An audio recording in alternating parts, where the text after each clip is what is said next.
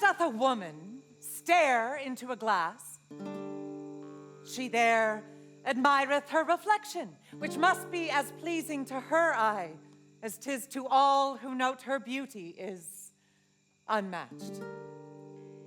She does obsess, though, does she not? Or each unruly lock of hair, or stubborn crease discovered in her skirts or bodice lace. Observe the manner she has perched her breasts discreetly in her blouse. 2 sleeping doves, who yet but wait to fly their coop. Unto a man who offers up an open palm. Yes, you. Yes, you. Remark you now her blatant vanity, her confidence confirmed by all she sees. To watch her watch herself is to recall a time your innocence was in its bloom, consumed by carefree thoughtlessness before desire corrupted freedom, and the choke of obligation yoked upon your neck. Perhaps she takes a moment to reflect on how she doth appear in others' sight. She is aware that sign and semblance might eclipse whatever truth and honor be. Much ado can be made about nothing. If it appears a woman's no thing has been up to something wholly untoward. Thus of herself she makes an empty slate, upon which to be writ by all who would prescribe the conduct of a lady fair. Whilst looking in the mirror, she confines those natural gestures some might misconstrue. Her flushed cheek must maiden blush appear. Her batted lids must innocence contain, a quickened step, a shifted hip, a sigh. The cadence of her laugh must never seem a gossip's proof of well-informed desire. And when she gently strums her private lute,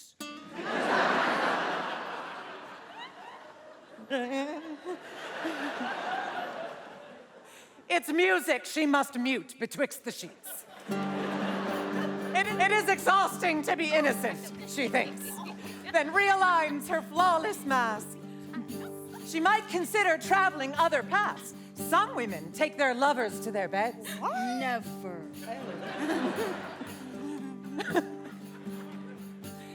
Some women disappear into the woods.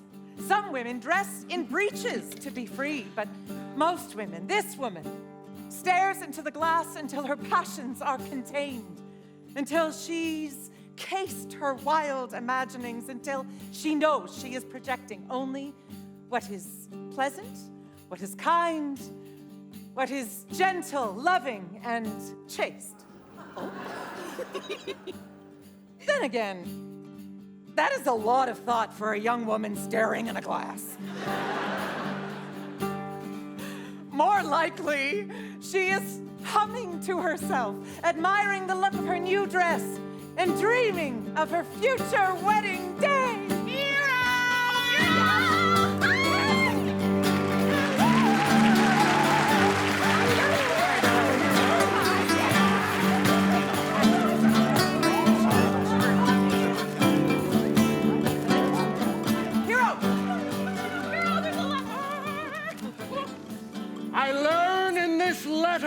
That Don Pedro of Aragon comes this night to Messina. Oh! He is very near by this. He was not 3 leagues off when I left him. How many gentlemen have you lost in this action? But few of any sort and none of name. A victory is twice itself when the achiever brings home full numbers.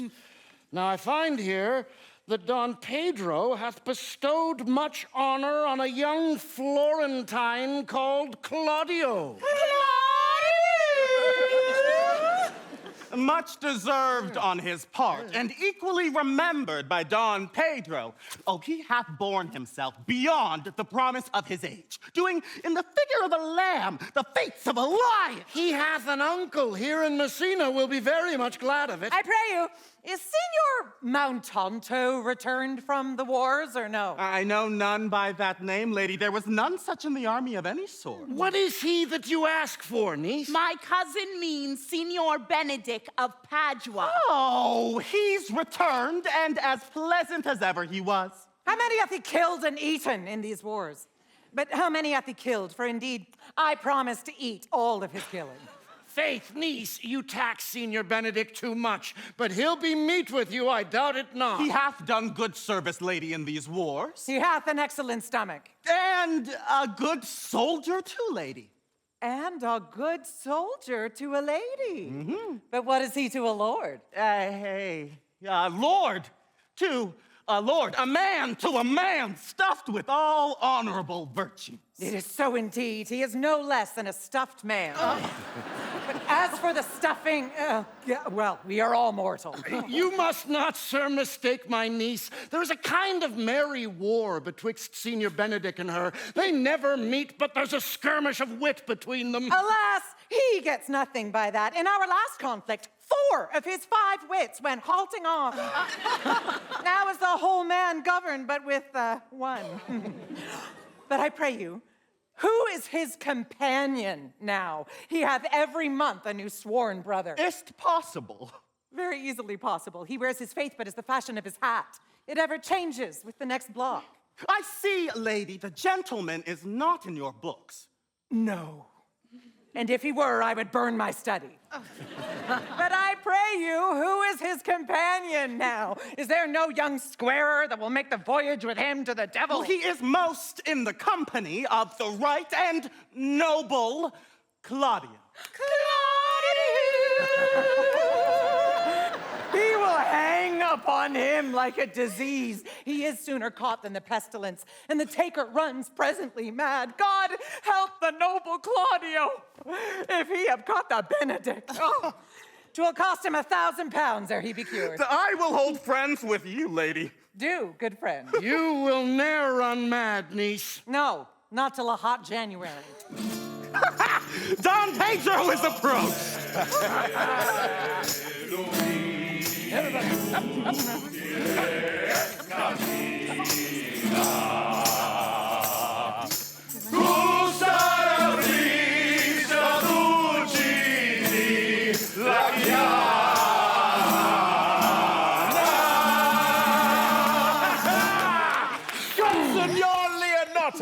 Are you come to meet your trouble? The fashion of the world is to avoid cost, and you encounter it. Never came trouble to my house in the likeness of your grace. For trouble being gone, comfort should remain. But when you depart from me, sorrow abides and happiness takes his leave.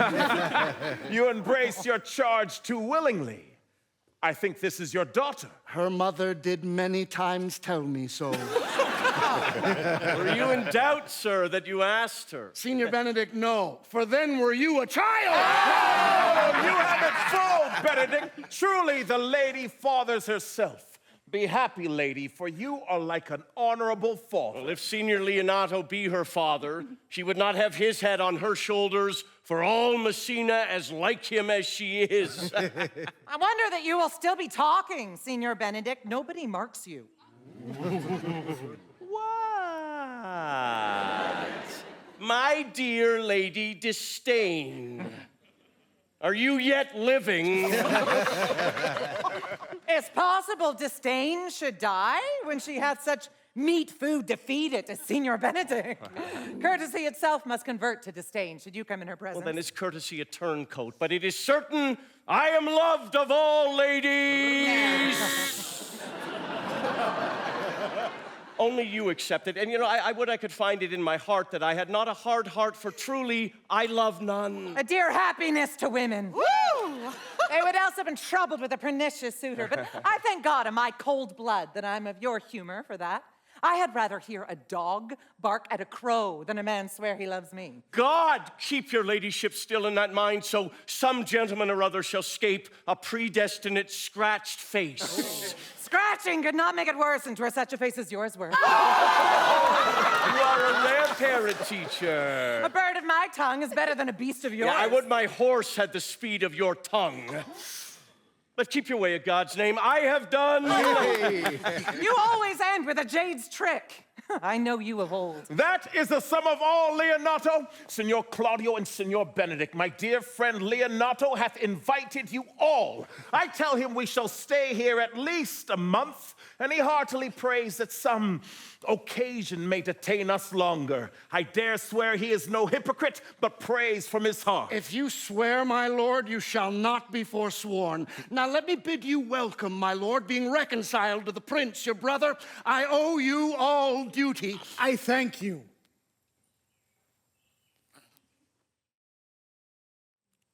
I'm not a man of many words. I thank you. Please it your grace, lead on. Your hand, Leonato. Oh, yes. We will go in together.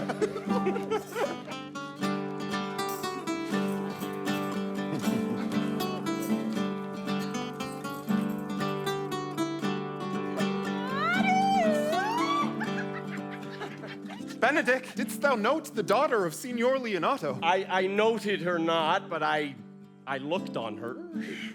Is she not a modest young lady? Do you question me as an honest man should do for my simple true judgment, or would you have me speak after my custom as being a professed tyrant to their sex? No, I pray thee, speak in sober Oh, judgment. why then, if faith methinks she's too low for a high praise, too plain for a fair praise, and too little for a great praise. Only this commendation I can afford her, that were she other than she is, she were unhandsome, and being no other but as she is, I do not like her. Oh. Thou thinkest I am in sport. I pray thee, tell me truly how thou likest her. Why? Would you buy her that you inquire after her? Can the world buy such a jewel? Yay! And a case to put it into. In mine eyes, she is the sweetest lady that ever I looked on. Well, I can see without spectacles, and I see no such matter. Now, there's her cousin.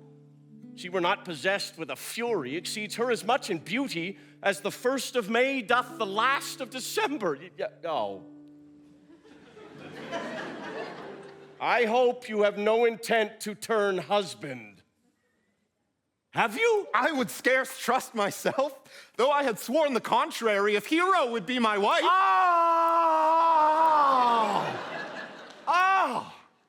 Is it come to this? Shall I never see a bachelor of 80 again? No, go to in faith.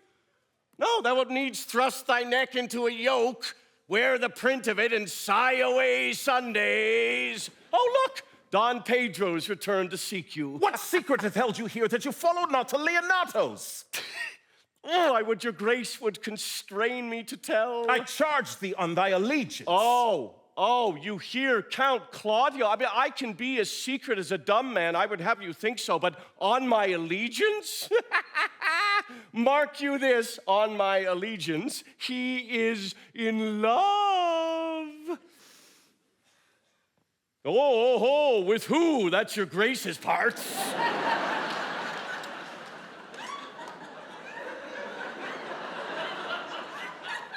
Okay, mark you now how short his answer is. With Hero. You know, Leonato's short-ish daughter. Amen, if you love her, for the lady is very well worthy. You speak this to fetch me in, my lord. By my troth, I spake my thought. And in faith, my lord, I spoke mine. And by my 2 faiths and troths, my lord, I spoke mine. That I love her, I feel. That she is worthy, I know. That I neither feel how she should be loved, nor know how she should be worthy, is the opinion that fire cannot melt out of me. I will die in it at the stake. Thou was ever an obstinate heretic in the despite of beauty. And never could maintain his part, but in the force of his will. Okay. That a woman conceived me, I thank her.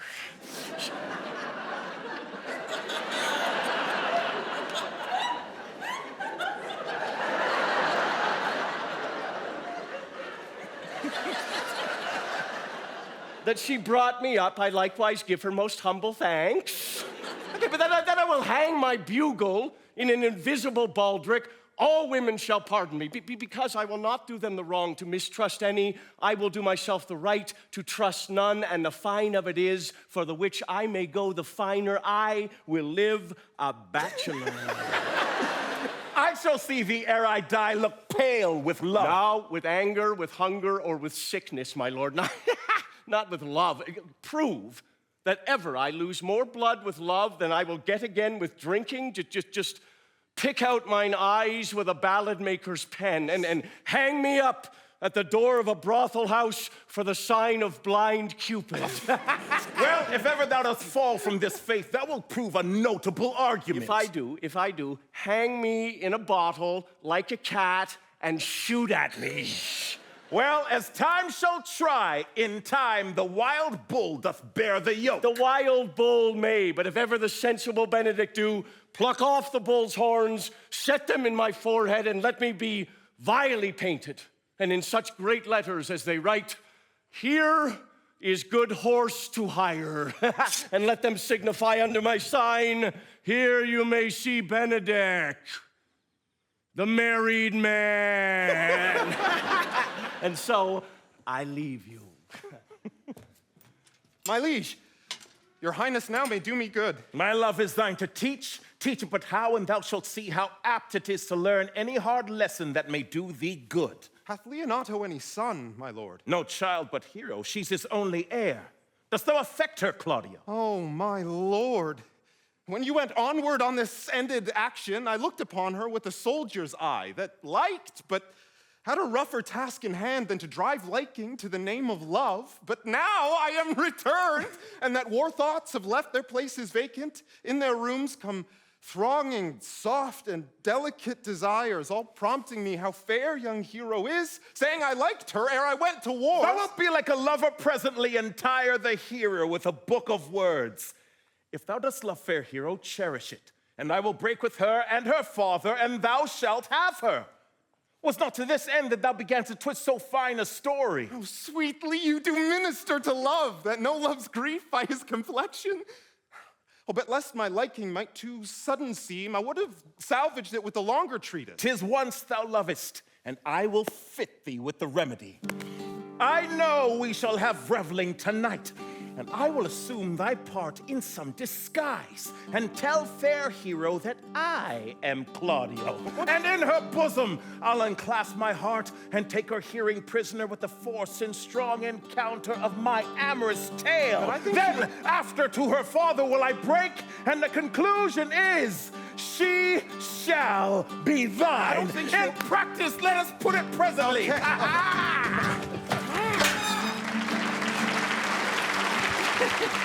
What's a good year, my lord?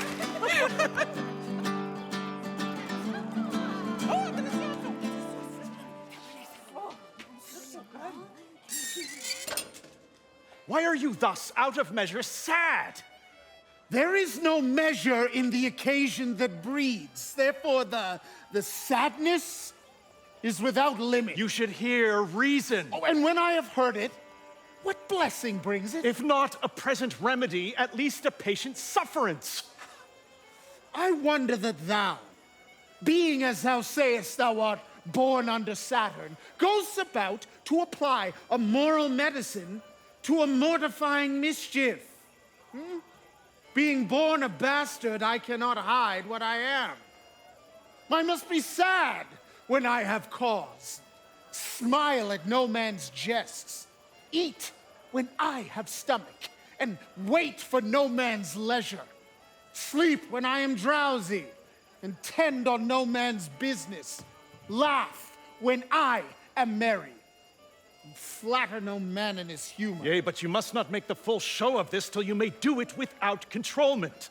You have of late rebelled against your brother, and he hath ta'en you newly into his grace, where it is impossible you should take true root, but by the fair weather that you make yourself. It is needful that you frame the season to your own harvest. I had rather be a canker in a hedge than a rose in his grace. And it better fits my blood to be disdained of all than to fashion a countenance to rob love from any. In this, though I cannot be said to be a flattering, honest man, it must not be denied but that I am a plain-dealing villain. I am trusted with a muzzle and enfranchised with a leash. Therefore, I have decreed not to sing in my cage. If I had my mouth, I would bite. If I had my liberty, I would do my liking. In the meantime, let me be that I am, and seek not to alter me. Can you make no use of your discontent? Oh, I make all use of it, for I use it only. What news, Baraccio? I came yonder from a great supper.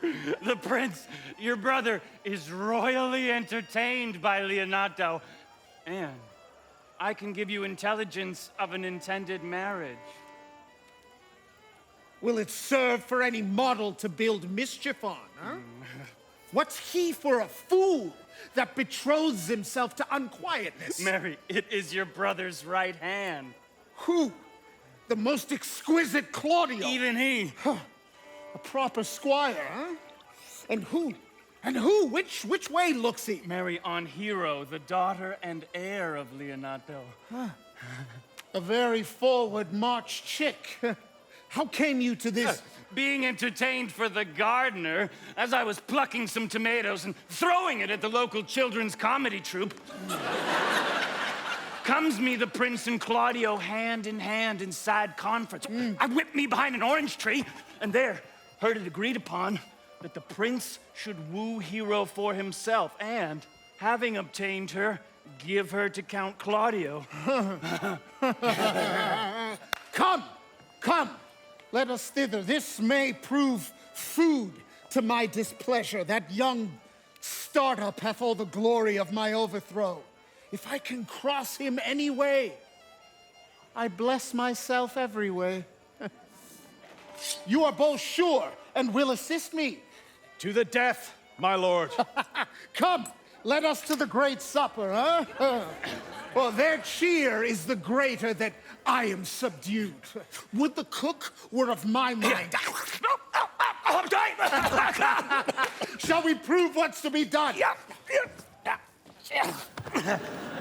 Good evening. Was not Don John here at supper? I saw him not. How tartly Don John looks.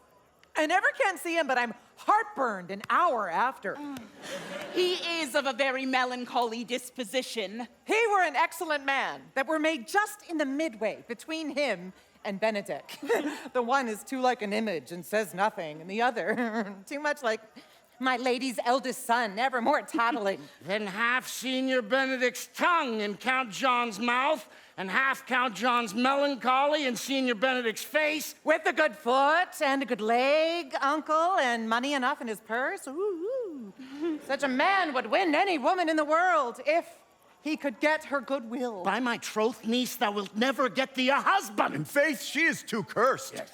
Too cursed is more than cursed, and I shall lessen God's sending that way, for it is said, God sends a cursed cow short horns, but to a cow too cursed, he sends none. So by being too cursed, God sends you no horns? Just, and if he send me no husband, for which blessing I am at him on my knees every morning and evening. Lord, I could never endure a husband with a beard on his face. I'd rather lie in the woolen. You may light on a husband that hath no beard. And what should I do with him? Dress him in my apparel and make him my waiting gentlewoman? Hey, sorry, no offense. He that hath a beard is more than a youth, and he that hath no beard is less than a man, and he that is more than a youth is not for me, and he that is less than a man, I am not for him.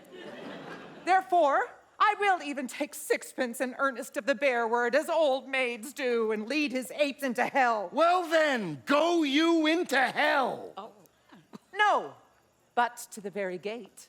And there the devil meets me, like an old cuckold with horns on his head, and says, "Get thee to heaven, Beatrice. Get thee to heaven. Here is no place for you maids." And so, deliver I up my apes, and before Saint Peter at the heavens, and he shows me where the bachelors sit. And there live we as merry as the day is long. Well, niece, I trust you'll be ruled by your father. Remember, 'twas overheard that Don Pedro loves you and means to acknowledge it this night in the dance. And if he finds you accordant, he means to take the present time by the top and instantly break with your father. Yes, Faith, it is my cousin's duty to curtsy and say, Father, as it please you, but for all that, cousin, let him be a fellow to your liking, or else make another curtsy and say, Father, as it please me. Well, niece, I hope to see you one day fitted with a husband. Not till God make men of some other metal than earth. Would it not grieve a woman to be overmastered by a piece of valiant dust? To make an account of her life to a clod of wayward marl? No, Faith, uncle, I'll none. Daughter, remember what I told you. If the prince do solicit you in that kind, you know your answer. The fault will be in the music, cousin, if you be not wooed in good time. If the prince be too important, tell him there is measure in everything. And so, dance out the answer, for hear me, hero. Wooing, wedding, and repenting is as a Scotch jig, a measure, and a syncopace. The first suit is hot and hasty as a Scotch jig and flawless fantastical. The wedding, mannerly, modest as a measure, full of state and ancientry. And then comes repentance with his bad legs, falls into a syncopace faster and faster until he sinks into his grave. Niece, you apprehend passing shrewdly. I have a good eye, uncle. I can see a church by daylight.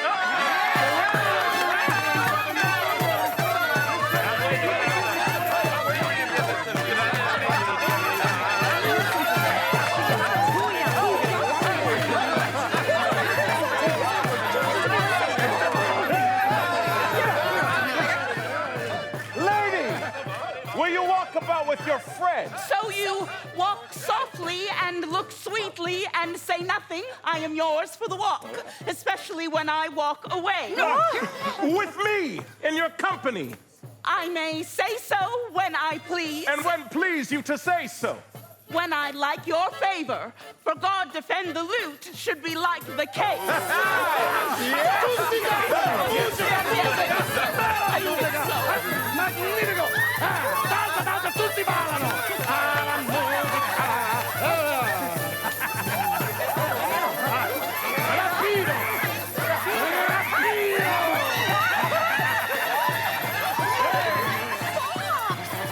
Well, I would you did like me. So would not I for your own sake, for I have many ill qualities. Which is one? I say my prayers aloud. I love you the better. The hearers may cry, amen. God, match me with a good dancer. Amen. And God, keep him out of my sight when the dance is done. Answer, clerk. No more words. The clerk is answered.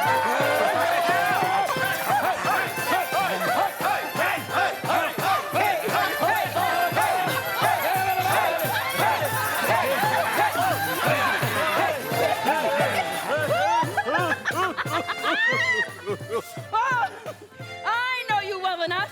You are Signor Antonio. At a word, I am not. Oh, I know you by the waggling of your head. Oh, to tell you true, I just counterfeit him. You can never do him so ill well unless you are the very man. Here's his dry and ashy hand up and down. You are he, you are he. At a word, I am not. Oh, come, come.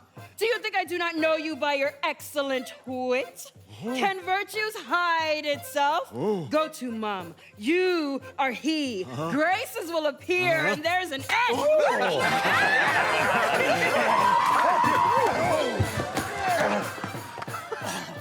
And will you not tell me who told you so? No, you shall pardon me. And will you not tell me who you are? Not now. That I was disdainful and had my good wit out of the 100 merry tales. 'Twas Signor Benedick that said so. Oh. Oh, what's he? I'm sure you know him well enough. No, not I, believe me. Did he never make you laugh? I pray you, what is he? He is the prince's jester, a very dull fool, and his only gift is in devising impossible slanders.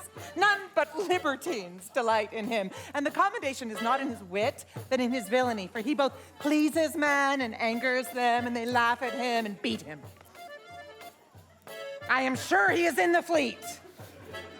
I would he had boarded me. Okay, when I know the gentleman, I will tell him what you say. Do! He'll but break a comparison or two on me, which peradventure not marked and not laughed at, strikes him into a melancholy. We must follow the leaders. In every good thing.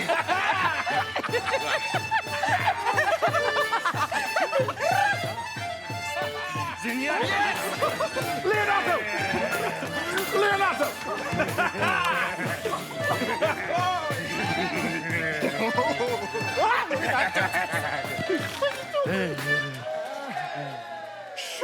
Sure, my brother is amorous on Hero, and hath withdrawn her father to break with him about it. One visor remains. And that is Claudio. I know him by his bearing. Yes. Are not you Signor Benedick? You know me well. I am he. Signor, you are very near my brother in his love. He is enamored on Hero. I pray you, dissuade him from her. She is no equal for his birth. You may do the part of an honest man in it. Well, how know you he loves her? I heard him swear his affection. Yeah, so did I too. And he swore that he would marry her tonight. Come, let us to the banquet, huh? Well, thus answer I in name of Benedick, but hear these ill news with the ears of Claudio. 'Tis certain so, the prince woos for himself. Friendship is constant in all other things, save in the office and affairs of love. Therefore, all hearts in love use their own tongues. Let every eye negotiate for itself, and trust no agent, for beauty is a witch, against whose charms faith melteth into blood. This is an accident of hourly proof, which I mistrusted not. Farewell, therefore, Hero. Count Claudio. Yea, the same. Come, will you go with me? Whither? Well, even to the next willow, about your own business, County. What fashion will you wear your garland of? But you must wear it one way, for the prince hath got your hero. I wish him joy of her. Whoa. That's spoken like an honest drover, but hey, did you think the prince would have served you thus? I pray you leave Well, me. but now you strike like the blind man. 'Twas the boy that stole your meat, and you'll beat the post. If it will not be, I'll leave you. No. Oh. Well, alas, poor hurt fowl. Now will he creep into sedges. But that my lady Beatrice should know me and not know me. I mean, the prince's jester?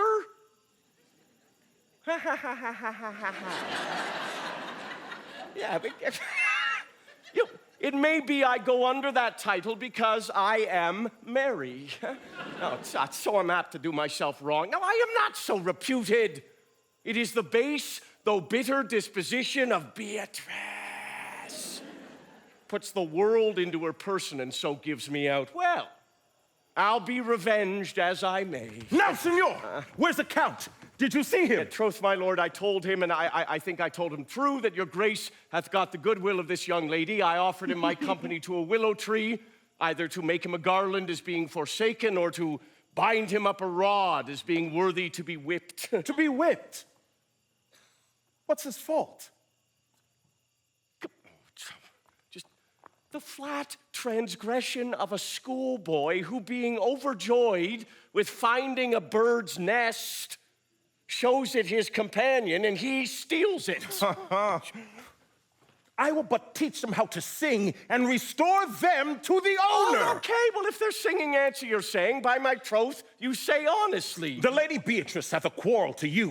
The gentleman that danced with her said she was much wronged by you. What now?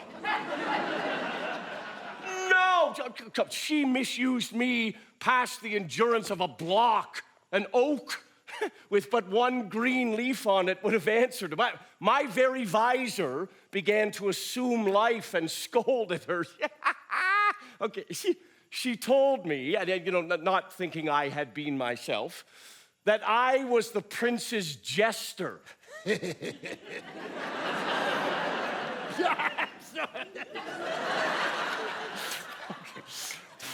That I was duller than a great thaw, huddling jest upon jest with such impossible conveyance on me that I stood like a man at a mark with a whole army shooting at me. She speaks poniards, and every word stabs. If her breath were as terrible as her terminations, there were no living near her, she would infect to the North Star. I would not marry her, though she were endowed with all that Adam had left him before he transgressed. I would to God some scholar would conjure her, for while she is here, a man may live as quiet in hell as in a sanctuary, and people sin upon purpose because they would go thither. Look, here she comes.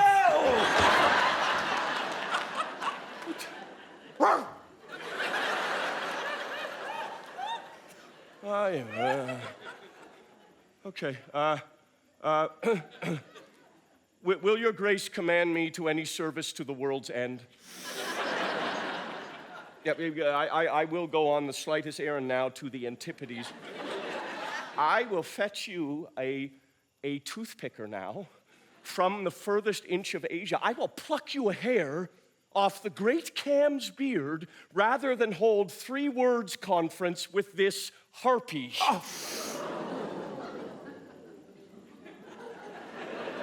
So you have no employment for me? None, but to desire your good company. Oh, God, sir, no.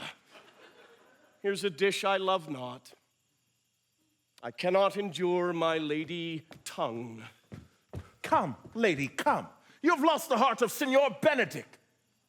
Indeed. My lord. He lent it me a while, and I gave him use for it. A double heart for his single one. Marry, once before, he won it off me with false dice. Therefore, your grace may well say I have lost it. You have put him down, lady. You have put him down. So I would not he should do me, lest I prove the mother of fools. But I have brought Count Claudio, whom you sent me to seek. How now, Count? Wherefore are you sad? Not sad, my lord. How then? Sick?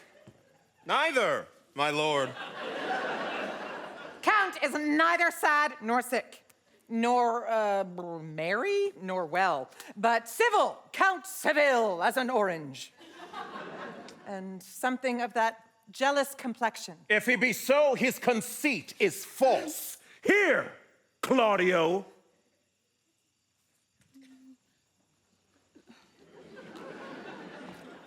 I have wooed in thy name, and fair hero is won. I have broke with her father, and his goodwill obtained. Name the day of marriage, and God give thee joy! Count, take of me my daughter, and with her my fortunes. His grace hath made the match, and all grace say amen to it. Speak, Count, 'tis your cue. Silence is the perfectest herald of joy. I were but little happy if I could say how much. Lady, as you are mine, I am yours. I give myself away for you and dote upon the exchange. Speak, cousin, or if you cannot, stop his mouth with a kiss. Let him not speak neither. In faith, lady, you have a merry heart. Aye, my lord, I thank it, poor fool. Keeps me on the windy side of care. My cousin tells him in his ear that he is in her heart. And so she doth, cousin. Oh, good Lord, for alliance. Thus goes everyone to the world but I, and I am sunburnt. I may sit in the corner and cry, hey-ho, for a husband. Lady Beatrice, I will get you one. I'd rather one of your father's getting. If your grace ne'er a brother like you, your father got excellent husbands, if a maid could come by them. Will you have me, lady? No, my lord.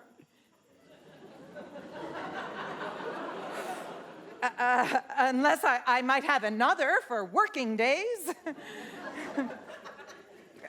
Your grace is too costly to wear every day. But I beseech your grace's pardon. I was born to speak all mirth and no matter. Your silence most offends me, and to be merry best becomes you, for out of the question you were born in a merry hour. No, sure, my lord, my mother cried. But then there was a star danced, and under that was I born. Niece, will you look to those things I told you of? I cry you mercy, uncle. Cousins, God give you joy. With your grace's power. By my troth, a pleasant-spirited lady. There's little of the melancholy element in her, my lord. She's never sad but when she sleeps, and not ever sad then. For I've heard my daughter say she hath often dreamt of unhappiness and waked herself with laughing. She cannot endure hear tell of a husband. Oh, by no means. She mocks all her wooers out of suit. She were an excellent wife for Benedick. Oh, Lord, my lord. If they were but a week married, they would talk themselves mad. Captain Claudio, when mean you to go to church? Tomorrow, my lord. Time goes on crutches till love have all its rights. Not till Monday, my dear son. Which is hence a just sennight, and a time too brief, too, to have all things answer my mind. Come, you shake your head at so long a breathing, but I warrant thee, Claudio, the time shall not go dully by us.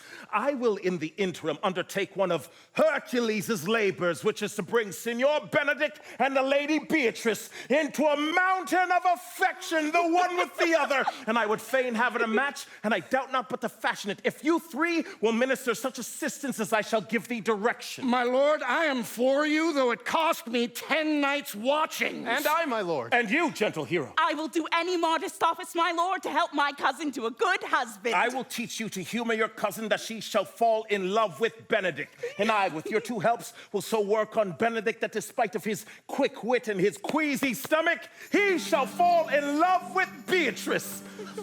If we can do this, Cupid is no longer an archer. His glory shall be ours, for we are the only love gods. Yeah! Go in with me, and I will tell you my drift.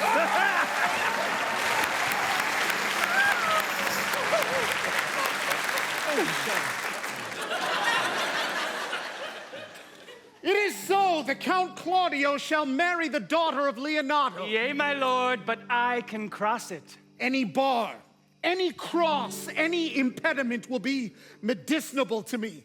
I am sick in displeasure to him, and whatsoever comes athwart his affection ranges evenly with mine.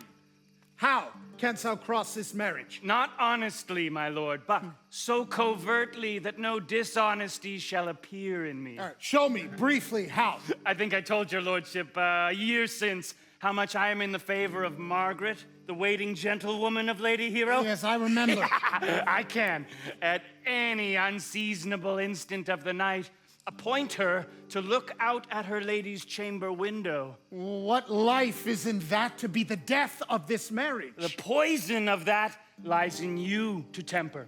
Go you to the prince, your brother. Spare not to tell him that he hath wronged his honor in marrying the renowned Claudio, whose estimation do you mightily hold up to a contaminated whore, such a one as Hero.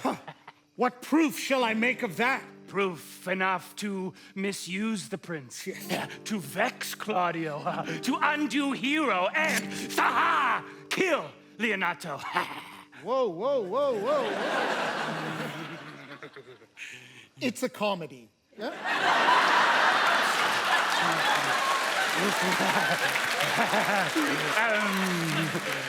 Look you for any other issue? Only to despite them I will endeavor anything. Go then.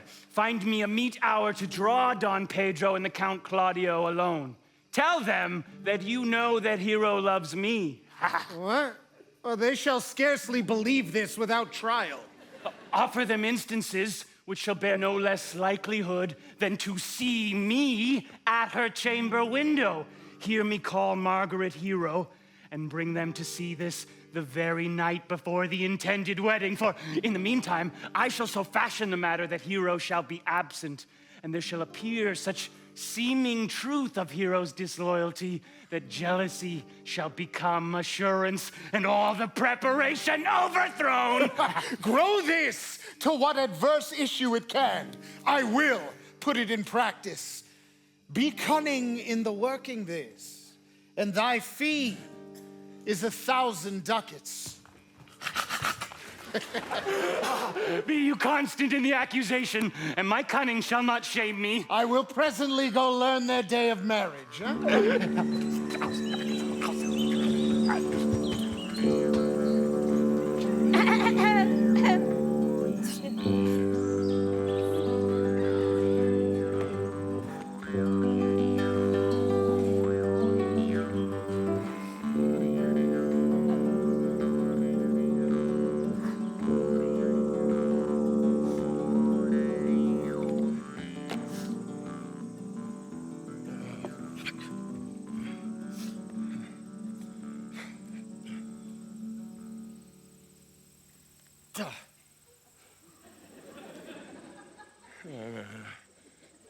Maybe.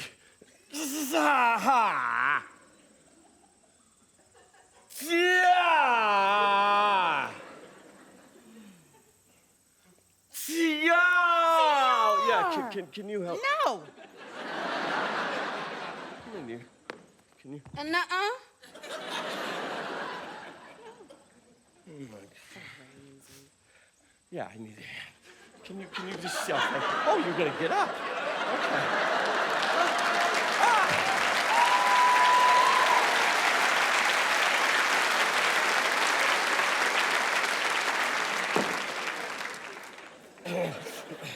Okay. In my chamber window lies a book. Pray you bring it hither to me. I'm here already, sir. I know that. Yeah, I would have thee hence and here again. Yeah.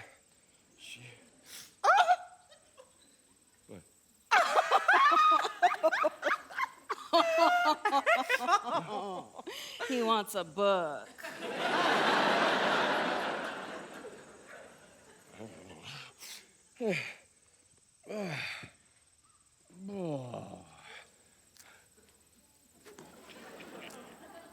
I do much wonder that one man, seeing how much another man is a fool when he dedicates his behaviors to love, will, after he hath laughed at such shallow folly in others, become the argument of his own scorn by falling in love. And such a man is Claudio. God, I've known when there was no music in him but the drum and the fife. Now he'd rather hear the tabor and the pipe. I have known when he would have walked 10 miles afoot to see a good armor. Now will he lie 10 nights awake, carving the fashion of a new doublet. He was wont to speak plain and to the purpose, like an honest man and a soldier. Now is he turned orthographer. I mean, his words are a very fantastical banquet. There's just so many strange dishes. May I be so converted and see with these eyes? I think not. No, I'll not be sworn. Love may transform me to an oyster, but till he hath made an oyster of me, he shall never make me such a fool. Ow! What's that? Ow.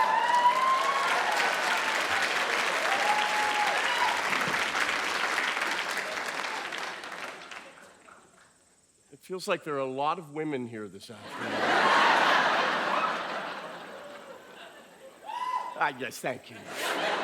Look, okay, one woman is fair, yet I am well. Another wise, yet I am well. Another virtuous, yet I am well. Till all graces be in one woman shall not come into my grace.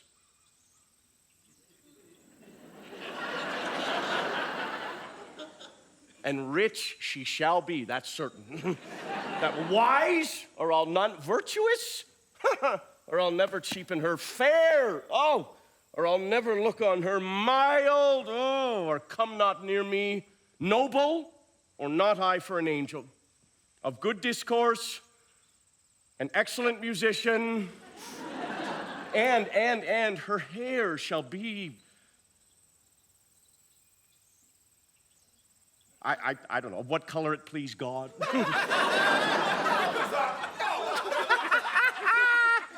The Prince and Monsieur Love. I will hide me in the arbor. Yo, hut, hut, hut, hut. Come, shall we hear this music? Yea, my good lord.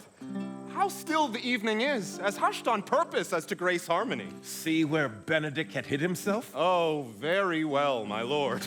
Come, Balthazar, we'll hear that song again. Oh, good, my lord. Tax not so bad a voice to slander music any more than once. I pray thee sing and let me woo no more. Because you talk of wooing, I will sing.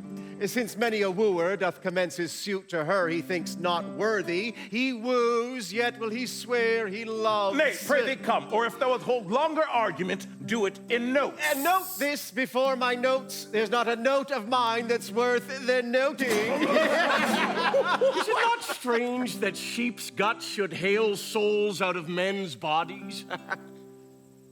Sigh no more, lady, sigh no more.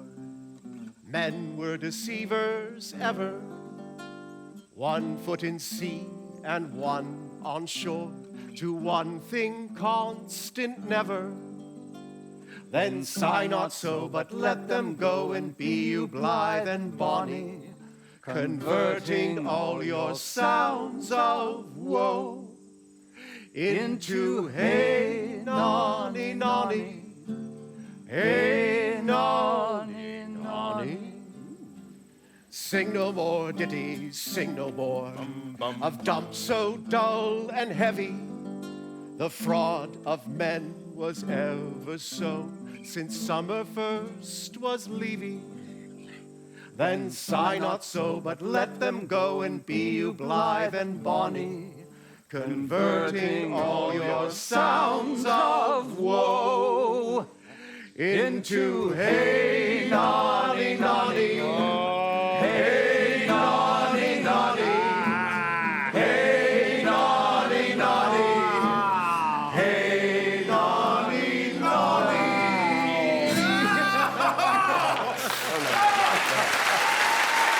By my troth, a good song. And an ill singer, my lord. No, Faith, thou singst well enough for a shift. If he had been a dog that should have howled thus, they would have hanged him. Yea, Mary, dost thou hear, Balthazar? Get us some excellent sweet music. The best I can, my lord. Do so. Farewell. Come, Leonato. What was it you told me today? That your niece Beatrice was in love with Signor Benedick? Oh, aye, stock on, the fowl sits. I did never think that lady would have loved any man. No, nor I neither. But most wonderful that she should so dote on Senior Benedick, whom she hath in all outward behavior seemed ever to abhor. Is possible? Sits the wind in that corner? By my troth, my lord, I know not what to think of it, but that she loves Senior Benedick with an enraged affection is past the infinite of thought. Maybe she doth but counterfeit. Faith, like enough. Oh God, counterfeit? There was never counterfeit of passion came so near the life of passion as she discovers it. Why, what effects of passion shows she? Bait the hook well, this fish will bite. What effects, my lord? Well, she will sit you. You heard my daughter tell you how. Oh! She did indeed. How? How, I pray you? You amaze me. I would have thought that her spirits had been invincible against all assaults of affection. I would have sworn it had, my lord, especially against Benedick. I should think this is a trick. But the white-bearded fellow speaks it. Knavery cannot sure hide himself in such reverence. She hath ta'en the infection. Hold it up. Has she made her affections known to Benedick? No, my lord, and swears she never will. That's a torment. 'Tis true indeed. So your daughter says. Shall I, says she, that have so often countered him with scorn, write to him that I love him? This says she now when she is beginning to write to him, for she'll be up 20 times a night, and there will she sit in her smock till she hath writ a sheet of paper. My daughter tells us all. Now you talk of a sheet of paper? I remember a pretty jest that your daughter told us of. Oh, when she had writ it and was reading it over, she found Benedick and Beatrice between the sheet. Oh, she tore the letter into 1,000 halfpence, railed at herself that she should be so immodest to write to one she knew would flout her. I measure him, says she, by my own spirit, for I should flout him if he writ to me, yea, though I loved him, I should. Then down upon her knees she falls. Weeps. Sobs. Beats her heart. Tears her hair. Prays. Curses. Oh, sweet Benedick, God, give me patience.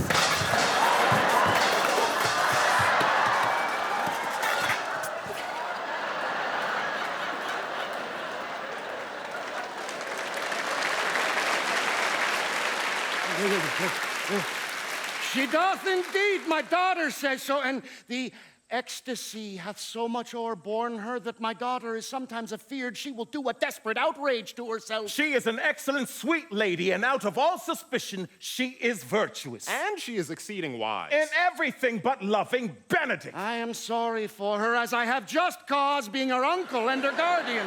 I pray you, tell Benedick of it and hear what he'll say. Were it good, think you? A hero thinks surely she will die, for she says she will die if he love her not.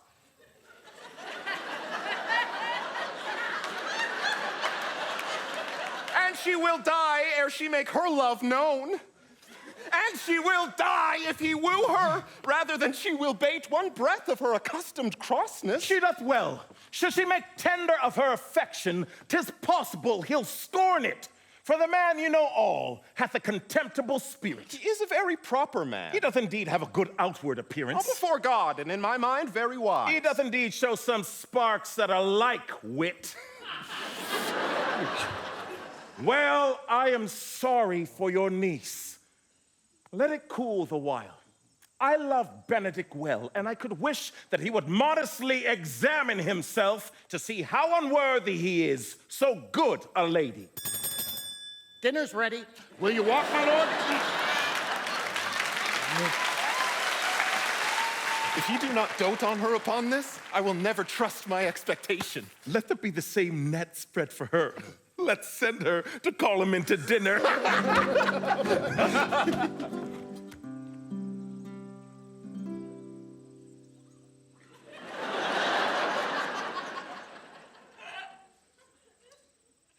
This can be no trick. No, come. Their conference was sadly born. They have the truth of it from Hero. I mean, they seem to pity the lady. It seems her affections have their full bent. Love me. Why? Okay, well, it must be requited. And I hear how I am censured. They say, I will bear myself proudly if I perceive the love come from her. And they say, too, she will rather die than show me any sign of affection. I mean, I did never think to marry. I must not seem proud. Happy are they that can hear their detractions and put them to mending. Now, they say the lady is fair. Yes, it's a truth. I can bear them witness. And virtuous. Yeah, I mean, 'tis so. I cannot reprove it. And wise? Well, come on. But for loving me. Come on. By my troth, it is no addition to her wit, nor no great argument to her folly, for I will be horribly in love with her. I may chance to have some odd quirks or remnants of wit broken on me because, yes, I have railed so long against marriage. But doth not the appetite alter?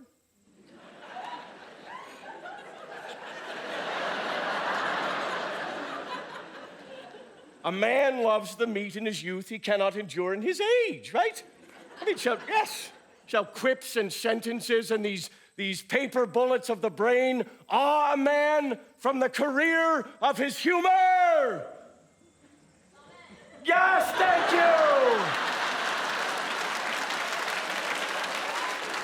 One person! No, the world must be peopled! Yes, thank you. And when I said that I would die a bachelor, yeah, I did not think that I should live till I were married, so there you go. I had rather swallow broken glass! Here comes Beatrice. By this light, she's a fair lady. I do spy some marks of love on her. Yeah!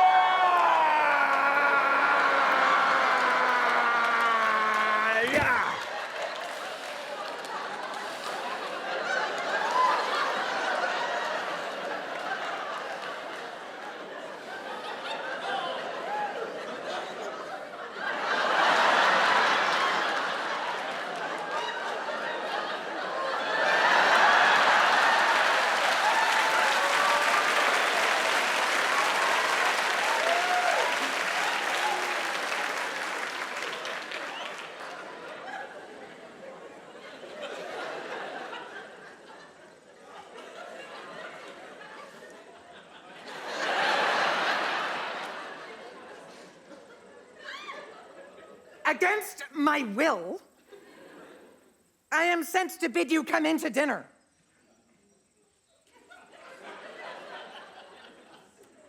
Uh-huh. Fair Beatrice, I thank you for your pains.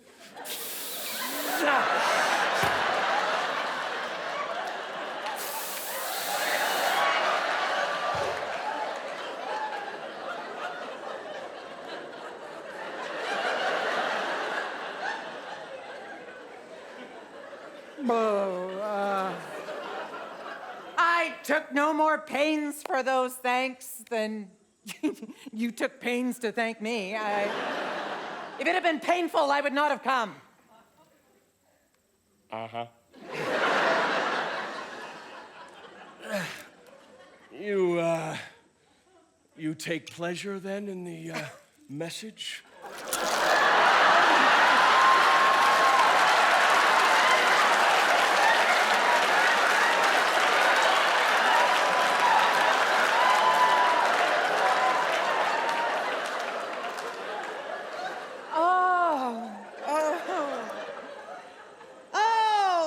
Because there are so many women in the audience today.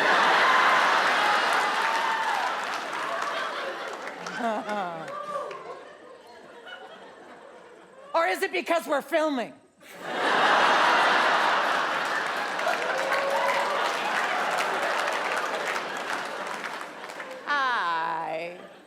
I take pleasure in the message.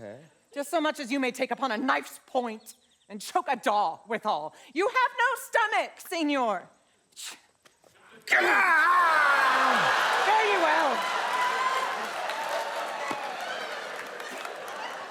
Ew!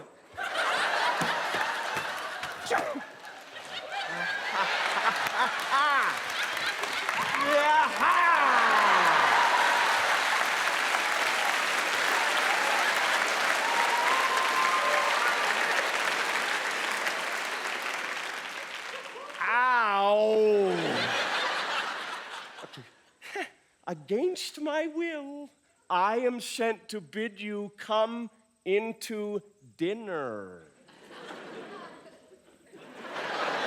But there is a double meaning in that.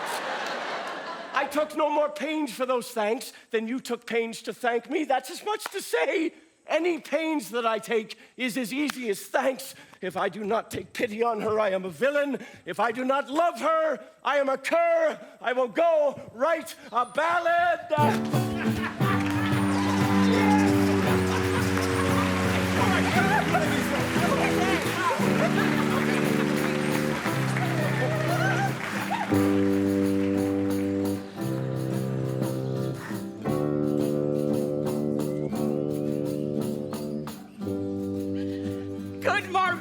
Run thee to the parlor. There shalt thou find my cousin Beatrice. Whisper her ear and tell her I and Ursula walk in the orchard, and our whole discourse is all of her. Say thou overheardst us, and bid her steal into the pleached bower. There will she hide her to listen our propose. This is thy office. Bear thee well in it, and leave us alone. I'll make her come. I warrant you presently. Now, Ursula, when Beatrice doth come, as we do trace this alley up and down, our talk must only be of Benedick. When I do name him, let it be thy part to praise him more than ever man did merit. And my talk to thee must be how Benedick is sick in love with Beatrice. Okay. Of this matter is Cupid's little crafty arrow made that only wounds my hearsay. Now begin, for look where Beatrice, like a lapwing runs close by the ground to hear our conference. The present angling is to see the fish greedily devour the treacherous bait. Fear not my part of the dialogue. Then go we near her, that her ear lose nothing of the false sweet bait that we lay for it. No, truly, Ursula, she's too disdainful. Oh. I know her spirits are as proud and wild as haggards of the rock. But are you sure that Benedick loves Beatrice so entirely? So says the prince and my betrothed lord. And did they bid you tell her of it, madam? Oh, they did entreat me to acquaint her of it, but I persuaded them, if they love Benedick, to wish him wrestle with affection, and never to let Beatrice know of it. Oh! Why did you so? Doth not the gentleman deserve at full as fortunate a bed as ever Beatrice shall couch upon? Oh, God of love, I know he doth deserve as much as may be yielded to a man, but nature never framed a woman's heart of prouder stuff than that of Beatrice. Disdain and scorn ride sparkling in her eye, misprizing what they look on, and her wit values itself so highly that to her all matter else seems weak. She cannot love, nor feel the simplest stirrings of affection. She is so self-endeared. What? I think so. And therefore, certainly it were not good she knew of his love, lest she make sport at it. Why?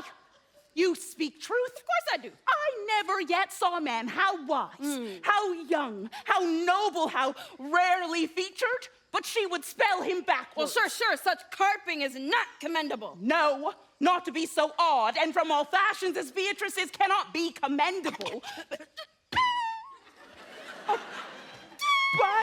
But who dare tell her so? Well, I don't know. If I should speak, she would mock me into air. Oh, she would laugh me out of myself, press me to death with wit. Oh! Therefore, let Benedick, like covered fire, consume away in sighs. Oh, no. Waste inwardly. No. It were a better death than die with mocks, which is as bad as die with tickling. Oh! Yet, tell her of it, madam. Hear what she will say. No, rather, I will go to Benedick and counsel him to fight against his passions. No! And truly, I'll devise some honest slanders to stain my cousin with. Madam! One doth not know how much an ill word may in poison life.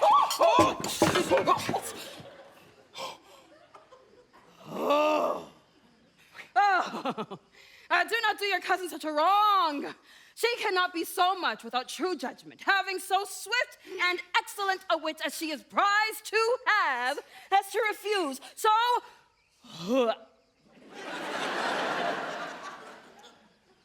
rare a gentleman who... Yeah. Come on, you got this. I don't got this. A gentleman, a senior, Benedick.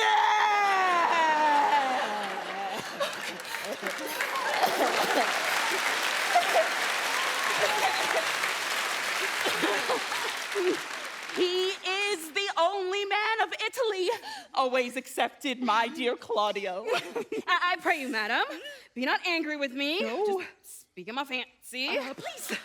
Senior Benedick. For shape. For bearing. Argument and valor. You want some? Goes foremost in report throughout Italy. Indeed, he hath an excellent good name. Oh, his excellence did earn it ere he had it. When are you married, madam? Why, every day tomorrow. Come, go in. I'll show thee some attires and have thy counsel which is best to furnish me tomorrow. Ooh. Good Ursula. Yes? Would you bid my Lady Beatrice come? Sure. Lady Beatrice! Oh, Lady Beatrice! Lady Beatrice! Lady Beatrice!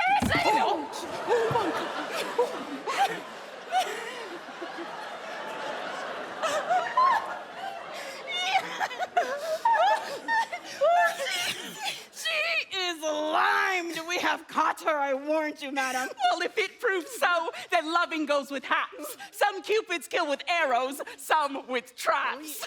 Oh, God.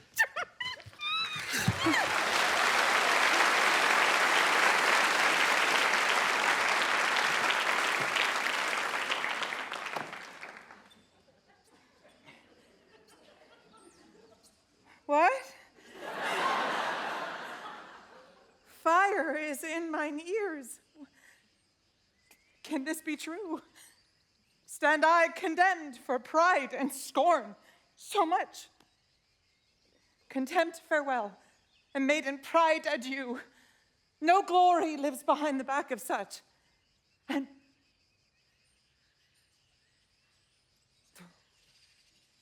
Benedick. Love on, I will requite thee, taming my wild heart to thy loving hand. If thou dost love, my kindness shall incite thee to bind our loves up in a holy band. For others say thou dost deserve, and I believe it better than reporting me.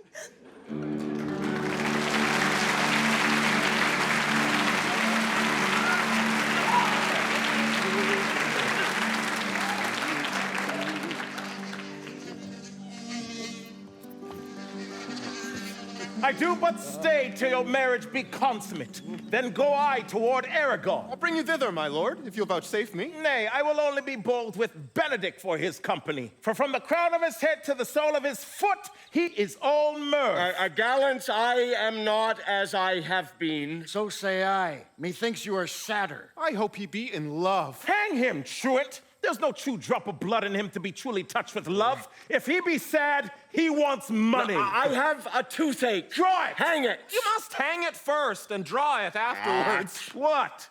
sigh for a toothache. Well, everyone can master a grief, but he that has it. Yes, say I. He is in love. There's no appearance of fancy in him unless it be a fancy that he hath to strange disguises. If he be not in love with some woman, there is no believing old signs. Hath any man seen him at the barber's? No, but the barber's man hath been seen with him. Indeed, he looks younger than he did by the loss of a beard. Nay. Woo. And rubs himself with civet. Can you smell him out by that? That's much as to say the sweet youth's in love. The greatest note of it is his melancholy. And when was he wont to wash his face? Conclude!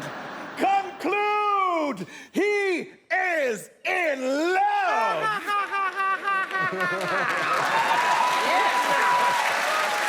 Okay, all right. Look, old senor, will you walk aside with me? I have studied 8 or 9 wise words to speak to you, which these hobby horses must not hear. Oh. For my life to break with him about Beatrice. 'Tis true indeed. Hero and Margaret have by this played their parts with Beatrice, and then the 2 bears will not bite one another when they meet. My lord and brother, God save you. Good even, brother. If your leisure served, I would speak with you. In private. If it please you, yet Count Claudio may hear, for what I would speak of concerns him. What's the matter? Means your lordship to be married tomorrow. You know he does. I know not that when he knows what I know. If there be any impediment, I pray you discover it. You may think I love you not. Let that appear hereafter, and aim better at me by that I now will manifest. For my brother, I think he holds you well, and in dearness of heart hath hope to help your ensuing marriage. Surely suit ill spent and labor ill bestowed. Why? What's the matter? I came hither to tell you, and circumstances shortened, for she has been too long a talking of. The lady is disloyal. Who? Hero? Even she. Leonato's hero. Your hero. Well, every man's hero. Disloyal? The word is too good to paint out her wickedness. I could say she were worse. Think you of a worse title, and I will fit her to it. Wonder not till further warrant. Go but with me, and tonight you shall see her chamber window entered, even the night before her wedding day. If you love her, then tomorrow wed her, but it would better fit your honor to change your mind. May this be so? I will not think it. If you dare not trust that you see, confess not that you know. If you will follow me, I will show you enough. And when you have seen more and heard more, proceed accordingly. Bear it coldly but till midnight, and let the issue show itself. No day untowardly turn. Oh, mischief strangely thwarted. Oh, plague right well prevented. Huh? So will you say when you have seen the sequel.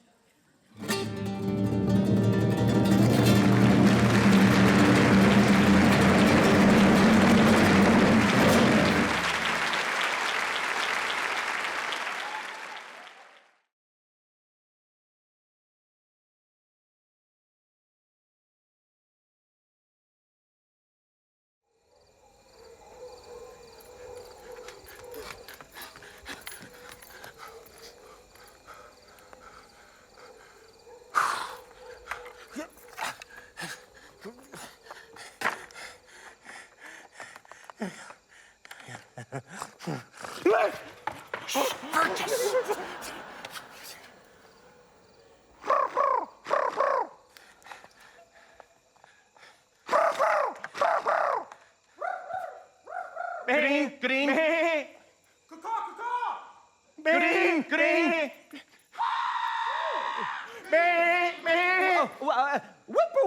Whippoorwill.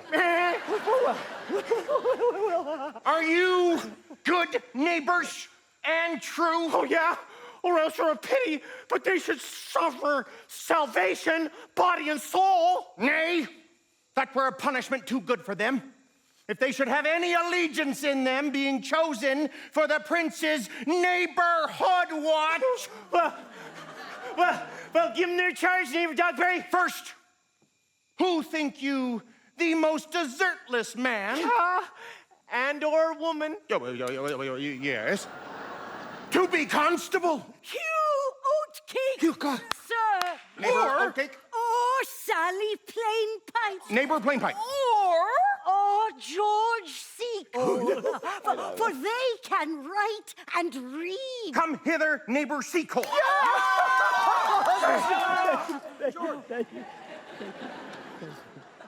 God hath blessed you with a good name. To be a well-favored man is the gift of fortune, but to write and read comes by nature. Well, both which, Master Constable? You have. I knew it would be your answer.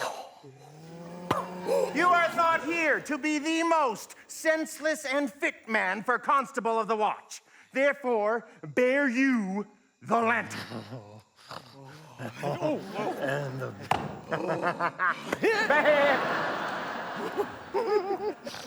This is your charge. You shall comprehend all vagrom men. You are to bid any man stand in the prince's name. How if he will not stand? Why, then take no note of him, but let him go. And thank God you are rid of a name. If he will not stand when he's bidden, he's none of the prince's subjects. True. And they are to meddle with none but the prince's subjects. You shall also make no noise in the streets, for the watch to babble and to talk is most tolerable and not to be endured. We will rather sleep than talk. We know what belongs to a neighborhood watch. Why, you speak like an ancient and most quiet watchman. Thank you. For I cannot see how sleeping should offend. Only have a care that your bills be not stolen. Oh, that's aggressive. You are to call at all the ale houses and bid those that are drunk get them to bed.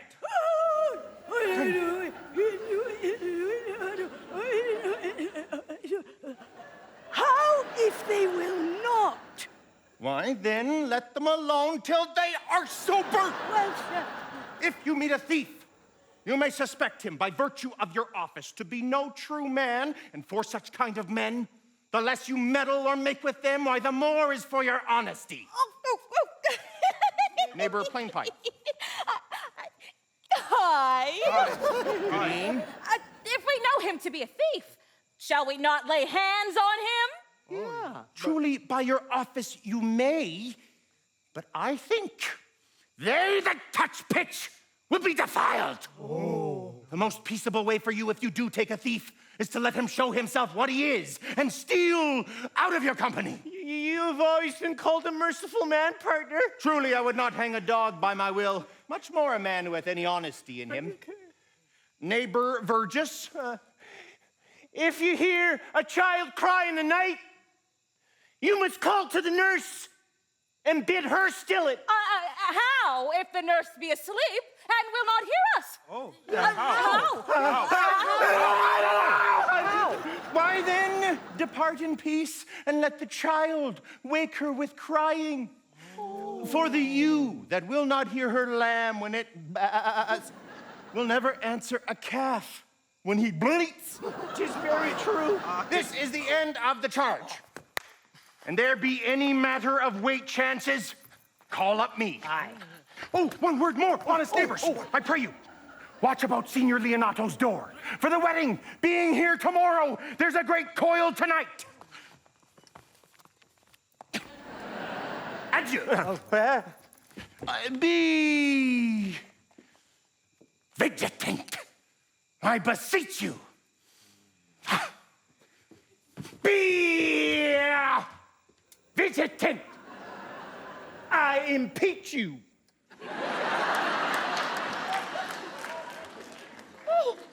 Vigilant. Let us keep watch in the bush over there. Oh, aye. Well, Conrad! Peace. Conrady Daddy!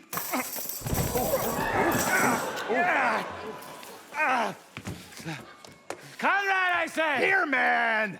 I am at thy elbow. Mass in my elbow itched. I thought there would a scab follow. I will owe thee an answer for that. And now, forward with thy tale. Conrad, I did it. I have earned of Don John 1,000 ducats. Is't possible any villainy should be so dear? Thou shouldst rather ask if it were possible any villainy should be so rich. For when the rich villains have need of poor ones, the poor ones may make what price they will. I wonder at it. That shows thou art unconfirmed. Thou knowest that the fashion of a doublet or a cloak or whatever this is nothing to a man. Yes, it is apparel. I know that name! Okay, good, but shut up! Shut up! Shut up! Does thou not hear somebody?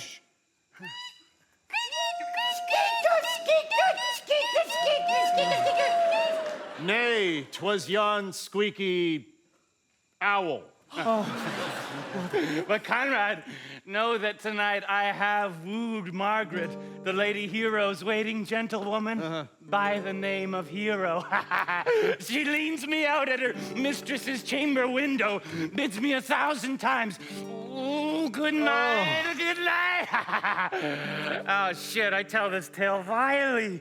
I should first tell thee how the prince and Claudio and my master planted and placed and possessed by my master, Jean Don, saw afar off in the orchard this amiable encounter. And thought they, Margaret was Hero. Two of them did, the prince and Claudio. But the devil, my master, knew she was Margaret, and partly by his oaths which first possessed them, partly by the dark night which did deceive them, but chiefly by my villainy which did confirm any slander Don John had made. We charge you! We charge you in the prince's name! Stand! Call up the right master constable!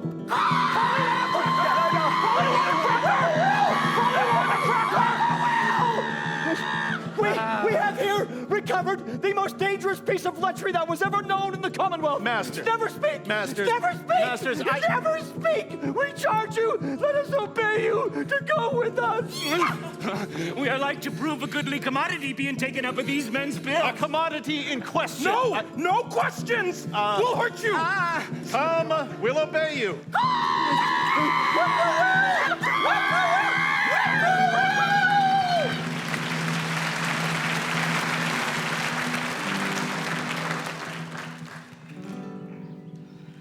Good Ursula, wake my cousin Beatrice and desire her to rise. I will, lady. And bid her come hither. Well. Truth, I think your other veil were better. No, pray thee, good Meg, I'll wear this. By my troth's not so good, and I warrant your cousin will say so. Well, my cousin's a fool, and thou art another. I'll wear none but this. Your gown's a most rare fashion, i' faith. I saw the Duchess of Milan's gown that they praise so. Well, that exceeds, they say. By my troth's but a knight's gown in respect of yours. Cloth of gold, and cuts, and laced with silver, and set with pearls. Down sleeves, side sleeves, and skirts, round underbone with a bluish tinsel. But for a fine, quaint, graceful, and excellent fashion, yours is worth 10 aunts. Well, God give me joy to wear it, for my heart is exceeding heavy. 'Twill be heavier soon by the weight of a man. Oh! Stand upon me! Art not ashamed? Of what, lady? Of speaking honorably? Is not marriage honorable in a beggar? Is not your lord honorable without marriage? Is there any harm in the heavier for a husband? None, I think, and it be the right husband and the right wife, otherwise 'tis light and not heavy. Ask my lady Beatrice else. Here she comes. Good morrow, cuz. Good morrow, sweet hero. Why, how now do you speak in the sick tune?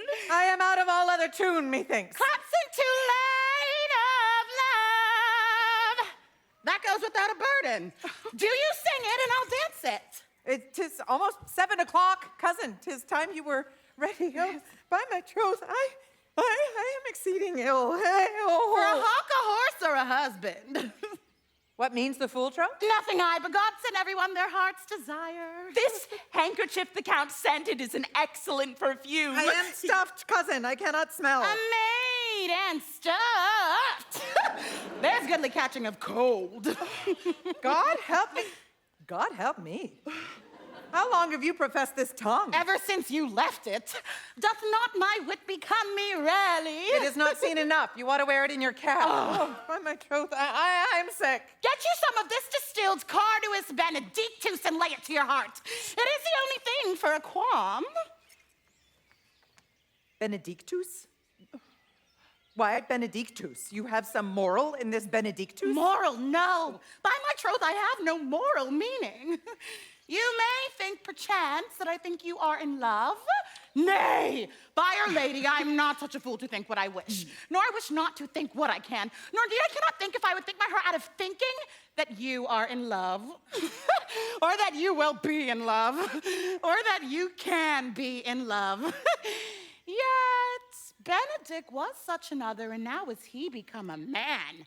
He swore he would never marry, and yet now, in despite of his heart, he eats his meat without grudging. And how you may be converted, I know not, but methinks you look with your eyes as other women do. What pace is this that thy tongue keeps? Not a false gallop. Madam, withdraw! The gallants of the town are almost come. And the prince, the count, Senior Benedick, Don John, they all await. Well, how's the dress be, good cuz, good May, good Ursula? Come on.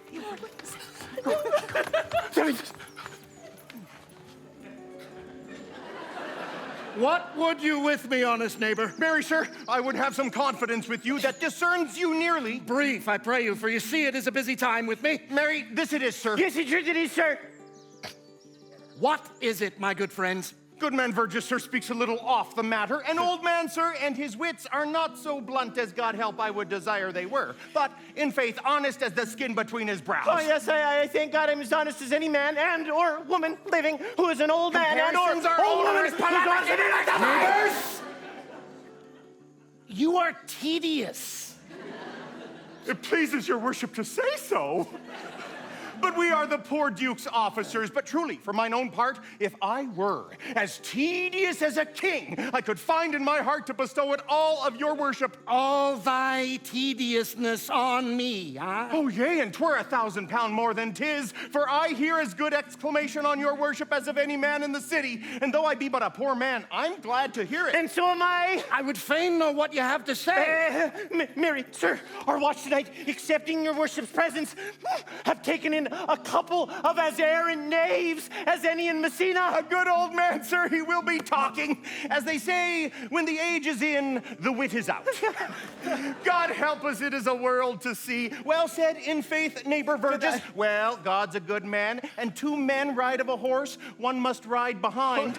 An honest soul in face, sir, by my troth, he is as ever broke bread. But God is to be worshipped. All men are not alike. Alas, good neighbor. I must leave you. One word, sir. Our watch, sir, have indeed comprehended 2 auspicious persons, and we would have them this morning examined before your worship. Take their examination yourself and bring it me. I am now in great haste, as it may appear unto you. It shall be sufficient. Drink some wine, ere you go. Fare you well. My lord, they stay for you to give your daughter to her husband. I'll wait upon them. I am ready. All right.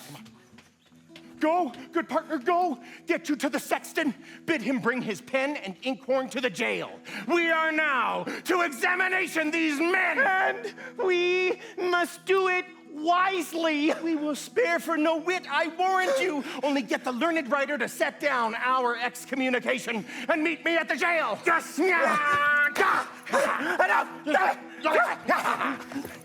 Come, Friar Francis.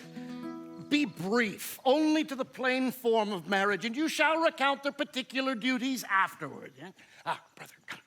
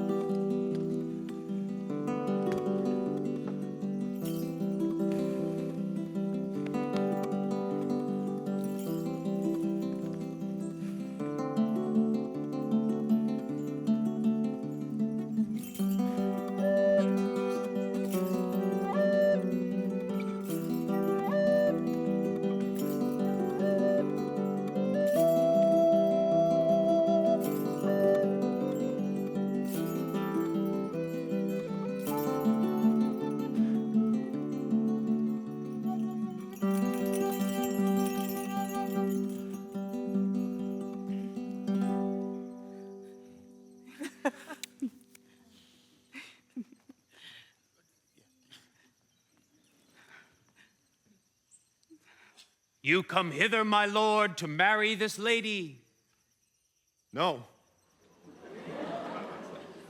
To be married to her, friar. You come to marry her. Lady, you come hither to be married to this count? I do. If either of you know any inward impediment why you should not be conjoined, I charge you on your souls to utter it. Know you any, hero? None, my lord. Know you any, count? I dare make his answer. None. Oh, what men dare do.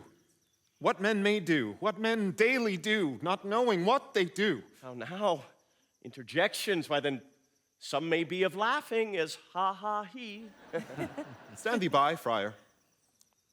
Father, by your leave, will you with free and unconstrained soul give me this maid, your daughter? As freely, son, as God did give her me. And what have I to give you back, whose worth may counterpoise this rich and precious gift? Nothing, unless you render her again. Sweet prince, you learn me noble thankfulness. There! Leonato, take her back again. Give not this rotten orange to your friend. She's but the sign and semblance of her honor. Oh, behold, how like a maid she looks dismayed. Oh, what authority and show of truth can cunning sin cover itself withal? Comes not distress as modest evidence to witness simple virtue? Oh, would you not swear, all you that see her, that she were a maid by these exterior shows? But she is none. She knows the heat of a luxurious bed. What do you mean, my lord? Not to be married.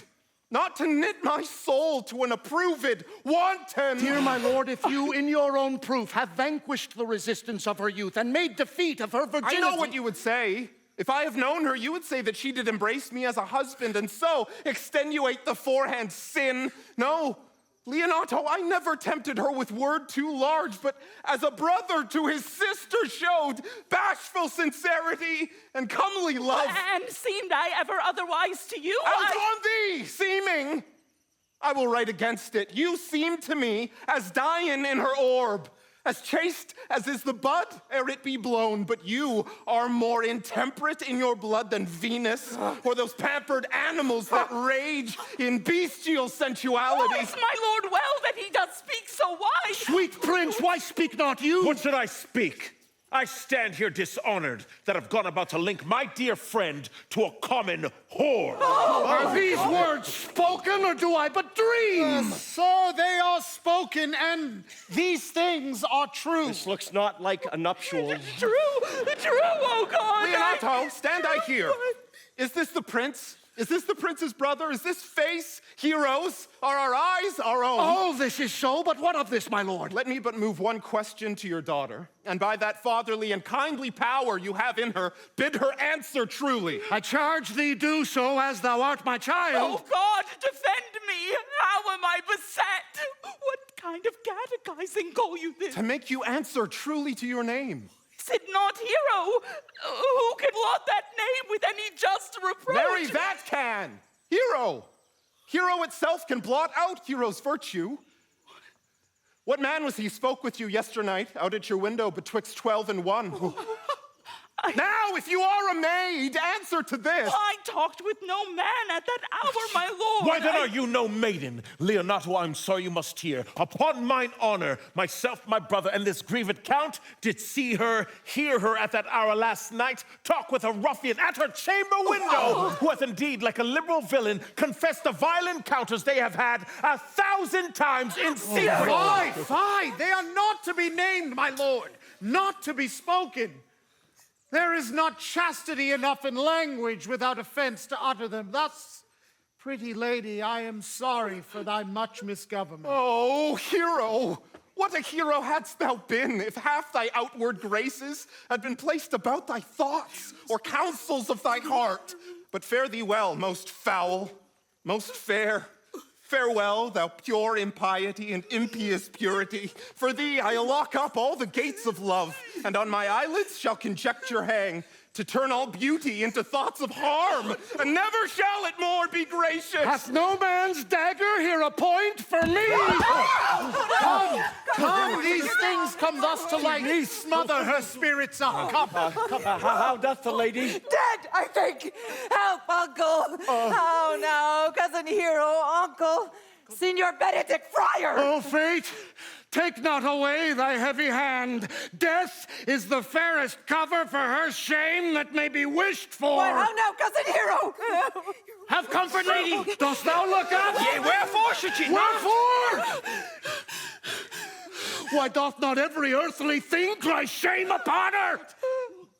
Could she here deny the story that is printed in her blood? Do not live, hero. Do not ope thine eyes. For did I think thou wouldst not quickly die? Thought I thy spirits were stronger than thy shames? Myself would on the rearward of reproaches strike at thy life. Oh, brother. And mine I loved. And mine I praised, and mine that I was proud on, mine so much that I myself was to myself not mine, valuing of her. Why, she is fallen into a pit of ink, that the wide sea hath drops too few to wash her clean again, and salt too little, which may season give to her foul tainted flesh. Sir! Be patient. For my part, I'm so tired in wonder, I know not what to say. Oh, on my soul! My cousin is belied! Lady, were you her bedfellow last night? No, truly not. Although until last night I have this 12-month been her bedfellow. Confirmed, confirmed! Why, that is stronger maid which was before barred up with ribs of iron would the two princes lie, and Claudio lie, who loved her so that speaking of her foulness, washed it with tears, hence from her, let her die! Hear me a little! Call me a fool!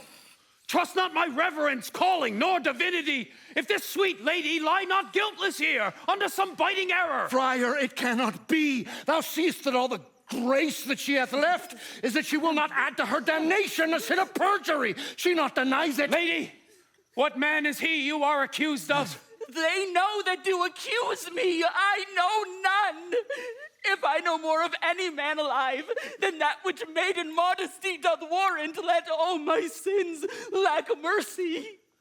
Oh, my father, prove you that any man with me conversed at hours unmeet, or that I yesternight maintained the change of words with any creature, refuse me, hate me, torture me to death. There is some strange misprision in the princes. Two of them have the very bent of honor, and if their wisdoms be misled in this, the practice of it lives in Don John, the bastard, whose spirits toil in frame of villainy. I know not. If they speak but truth of her, these hands shall tear her. If they wrong her honor, then they shall find awaked in such a kind both strength of limb and policy of mind, ability of means and choice of friends, to quit me of them throughly. Pause a while, and let my counsel sway you in this case. Your daughter here, the princess left for dead. Let her, a while, be secretly kept in, and publish it that she is dead indeed. Maintain a mourning ostentation, and on your family's old monuments hang mournful epitaphs, and do all rites as appertain unto a burial. What shall become of this? What will this do? Marry, this well carried out shall on her behalf change slander to remorse. That is some good. She, dying, as it must be so maintained upon the instant that she was accused, shall be lamented, pitied, and excused of every hearer. For it so falls out that what we have we prize not to the worth whilst we enjoyed it, but being lacked and lost, why then we rack the value. Then we find the virtue that possession did not show us whilst it was ours. So it will fare with Claudio. When he shall hear she died upon his words, the idea of her life shall sweetly creep into his study of imagination. Then shall he mourn and wish he had not so accused her, no, though he thought his accusations true. Let this be so, and doubt not but success will fashion the event in better shape than I can lay it down in likelihood. And if it sort not well, you may conceal her, as best befits her wounded reputation in some reclusive or religious life, out of all eyes, tongues, minds, and injuries. Signor Leonato, let the friar advise you, and though you know my inwardness and love is very much unto the prince and Claudio, yet by mine honor, I will deal as secretly and justly in this as your soul should with your body. Being that I flow in grief, the smallest twine may lead me. 'Tis well consented. Presently, away.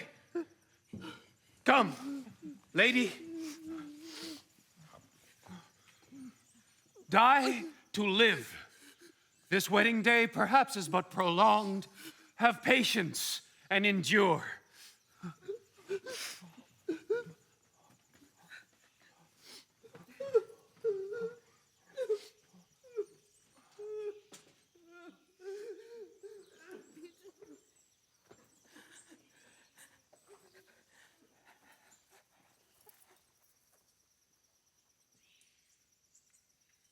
Lady Beatrice,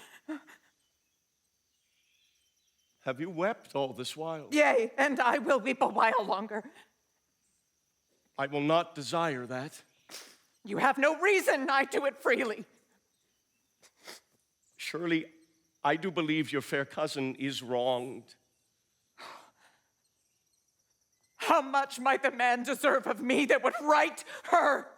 Is there any way to show such friendship? A very even way, but no such friend. May a man do it? It is a man's office, but not yours. I do love nothing so well in the world as you.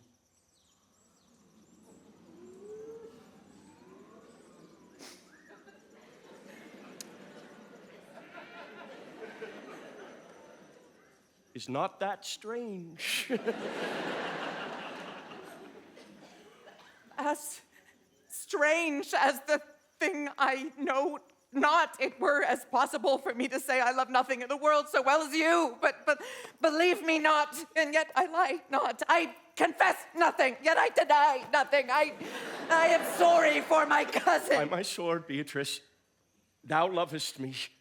Do not swear and eat it. I will swear by it that you love me, and I will make him eat it that says I love not you. Will you not eat your word? With no sauce that can be devised to it, I protest, I love thee. Why then, God forgive me. For what offense, sweet Beatrice? You have stayed me in a happy hour. I was about to protest that I loved you. Then do it with all thy heart. I love you with so much of my heart that others left to protest. Come bid me do anything for thee.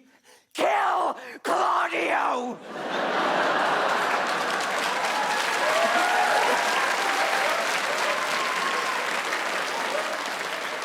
No, not for the wide world. You kill me to deny it. Very well. Terry, sweet I Beatrice. am gone, though I am here. There is no love in you. I pray you, let me go. Beatrice. In faith, I will go. We'll be friends first. You dare easier be friends with me than fight with mine enemy. Is Claudio thine enemy? Is not approved. In the height of villain that hath slandered, scorned, dishonored my kinswoman. Oh, God, that I were a man. What? Take her in hand until they come to take hands, and then with public accusation, uncovered slander, unmitigated rancor. Oh, God, that I were a man, I would eat his heart in the marketplace. Hear me, Beatrice. Talk with a man out a window. Ha! A proper saying. Nay, but Beatrice. Sweet hero, she is wronged. She is slandered. She is undone. Beatrice. Princes and counties. Surely, a princely testimony, a goodly Count Confit, a sweet gallant, surely. Oh, God, that I were a man for his sake. Or I had any friend would be a man for my sake. But manhood is melted into curtsies, valor into compliment, and men are only turned into tongues, and trim ones too. He is now as valiant as Hercules that only tells a lie and swears it. I cannot be a man with wishing, therefore I will die a woman with grieving. Very good, Beatrice. By this hand, I love thee. Use it for my love some other way than swearing by it. Thinkest thou in thy soul that Count Claudio hath wronged Hero? Yea, as sure as I have a thought or a soul. Enough. I am engaged. I will challenge him.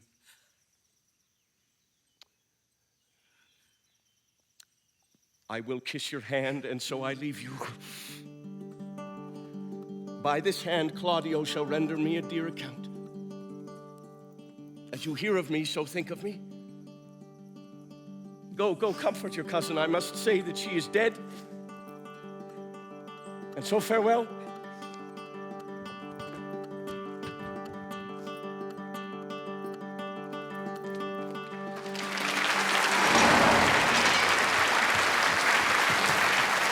Is our whole dissembly up here? Oh no! A stool and a cushion for the sexton! No, please, I'll get it. Careful!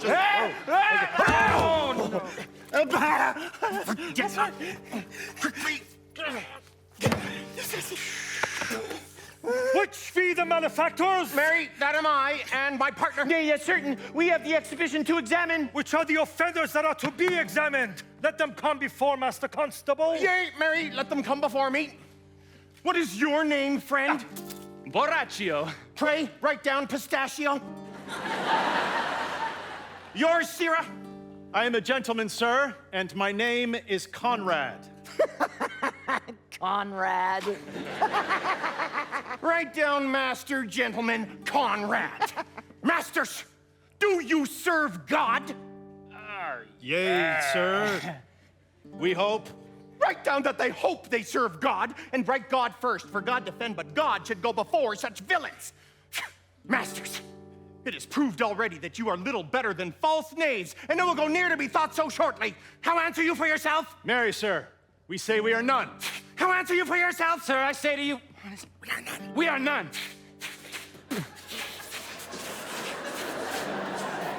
For God, they are both in a tale.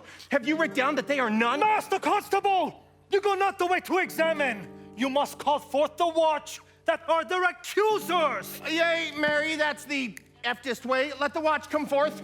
Neighbors, I charge you, in the prince's name, accuse these men. J'accuse! What? Those two! That man said, sir, that Don John, the prince's brother, was a villain. Write down Prince John a villain. Why, this is flat perjury to call the prince's brother villain. Master Constable. I pray thee, pistachio piece. I do not like thy look, I promise thee. What? Heard you him say else? He said... Mary! That he had received 1,000 ducats of Don John for accusing the lady hero wrongfully. Flat burglary as ever was committed. Hey, by mass, that it is. What else, fellow? And that Count Claudio did mean, by his words, to disgrace Hero before the whole assembly and not marry her. Oh, thou villain! Thou wilt be condemned into everlasting redemption for this. What else?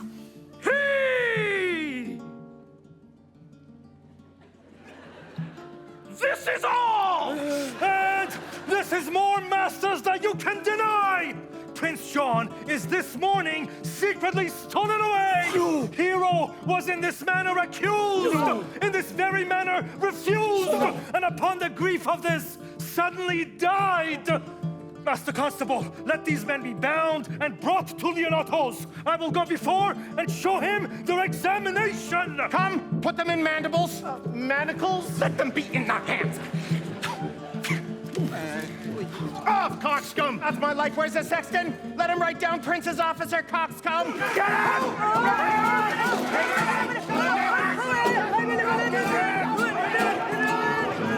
out there, neighbors!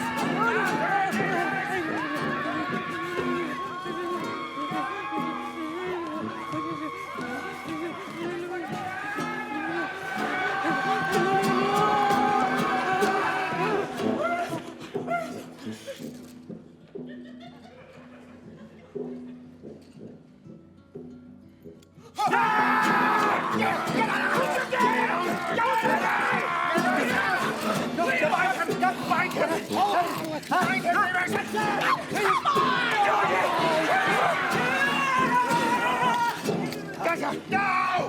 Find him, thou naughty varlet!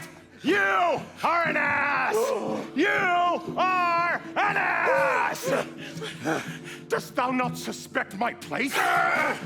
Dost thou not suspect my years? Oh, that the sexton were here to write me down an ass.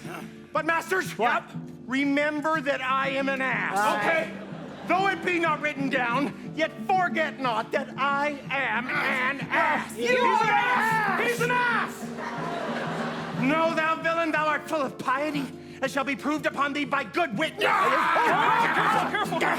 I am a wise fellow. Yeah. And which is more, an officer. Yeah. And which is more, a householder. Yeah. And which is more, as pretty a piece of flesh as any is in Messina. And one that knows the law.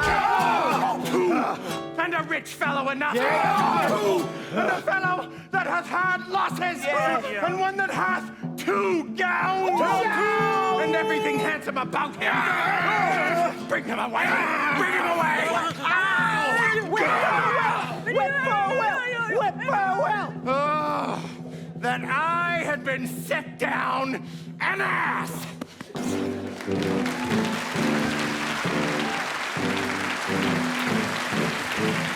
If you go on thus, you will kill yourself.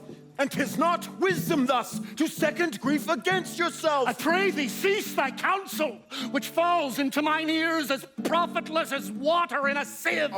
Give not me counsel, nor let no comforter delight mine ear, but such a one whose wrongs do suit with mine.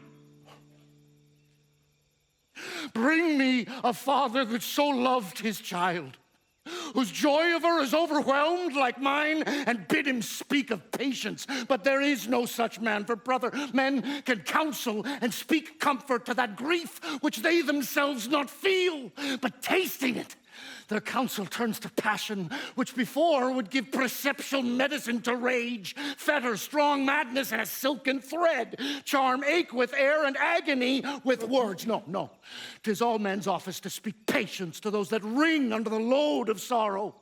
But no man's virtue nor sufficiency to be so moral when he shall endure the like himself. Therefore give me no counsel. My griefs cry louder than advertisement. Therein do men from children nothing differ. I pray thee peace, I will be flesh and blood. Yet bend not all the harm upon yourself. Make those that do offend you suffer too. There thou speakst reason. Nay, I will do so. My soul doth tell me Hero is belied, and that shall Claudio know, so shall the prince and all of them that thus dishonor her. Here comes Claudio and the prince hastily. Good e'en, good e'en. Good day to both of you. Hear you, my lord. We have some haste, Leonato. Some haste, my lord. Well, fare you well, my lord. Are you so hasty now? Well, all is one. Nay, do not quarrel with us, good old man. If he could right himself with quarreling, some of us would lie low. Who wrongs him? Mary, thou dost wrong me, thou dissembler, thou. Nay, never lay thy hand upon thy sword. I fear thee not. Mary, beshrew my hand if it should give your age such cause of fear. In faith, my hand meant nothing to my sword. Tush, tush, man, never fleer and jest at me. I speak not like a dotard nor a fool. No, Claudio, to thy head. Thou hast so wronged mine innocent child in me that I am forced to lay my reverence by, and with gray hairs and bruise of many days, to challenge thee to trial of a man. I say thou hast belied mine innocent child. Thy slander hath gone through and through her heart, and she lies buried with her ancestors in a tomb where never scandal slept, save this of hers, framed by thy villainy. My villainy? Thine, Claudio, thine, I say. You say not right, old man. My lord, I'll prove it on his body if he dare. Away! I will not have to do with you. Canst thou so doff me? Thou hast killed my child. If thou killst me, then thou shalt kill a man. He shall kill 2 of us, and men indeed. But that's no matter. Let him kill 1 first. Win me and wear me. Let him answer me. Come, follow me, boy. Come, sir boy, follow me. Content yourself. God knows I loved my niece, and she is dead. slandered to death by villains. Brother Anthony! Scandling, unbefacing, fashion-mongering boys that lie and cog and flout, deprave and slander, and speak off half a dozen dangerous words, how they might hurt their enemies if they durst. But Brother Anthony! Let me deal in Gentlemen, this. both, we will not wake your patience. My heart is sorry for your daughter's death, but on my honor, she was charged with nothing but what was true and very full of proof. My lord, my lord! Will not hear you. No. Come away, brother. I will be heard. And shall, or some of us will smart for it. See, here comes the man we went to seek. Now, Signor, what news? Good day, my lord. Good morrow, Signor. You're almost come to part a fray. We had like to have our two noses snapped off with two old men without teeth. Leonato and his brother, what thinkst thou? Had we had fought, I doubt not we would have been too young for them. In a false quarrel, there is no true valor. I came to seek you both. We have been up and down to seek thee, for we are high-proof melancholy, and fain would have it beaten away. Wilt thou use thy wit? It is in my scabbard. Shall I draw it? As I am an honest man, he looks pale. Art thou sick or angry? What? Courage, man. What? Though care killed the cat, thou hast metal enough in thee to kill care. Sir, I shall meet your wit in the career, and you charge it against me. I pray you choose another subject. By this light, he changes more and more. I think he be angry indeed. Shall I speak a word in your ear? Oh, God bless me from a challenge. You are a villain. I jest not. I will make good how you dare, what you dare, and when you dare. Do me right, or I will protest your cowardice. You have killed a sweet lady, and her death shall fall heavy on you. Let me hear from you. Well, I will meet you, so I may have good cheer. Sir, for your many courtesies, I thank you. I must discontinue your company. Your brother, the bastard, is fled from Messina. You have among you killed a sweet and innocent lady. For my lord Lackbeard there, he and I shall meet. Till then, peace be with him. He is in earnest, in most profound earnest. And I'll warrant you for the love of Beatrice. And have challenged thee. Most sincerely. What a pretty thing man is when he goes in his doublet and hose and leaves off his wits. But did he not say that my brother was fled? Come you, sir, and justice cannot tame you. She shall ne'er weigh more reasons in her balance. Nay, and you be a cursing hypocrite once, you must be looked to. How now, to my brother's men bound, Borachio one. Hearken after their offense, my lord. Officers, what offense have these men done? Marry, sir, they have committed false report. Moreover, they have spoken untruths. Secondarily, they are slanders. Sixth, and lastly, they have belied a lady. Thirdly, they have verified unjust things. And to conclude, they are lying knaves. Who have you offended, masters, that you are thus bound to your answer? This learned constable is too cunning to be understood. What's your offense? Sweet prince, let me go no farther to mine answer. Do you hear me? And let this count kill me. I have deceived even your very eyes. What your wisdoms could not discover, these shallow fools have brought to light, who in the night overheard me confessing to this man how Don John, your brother, incensed me to slander the lady Hero. How you were brought into the orchard and saw me court Margaret in Hero's garments. How you disgraced her when you should marry her.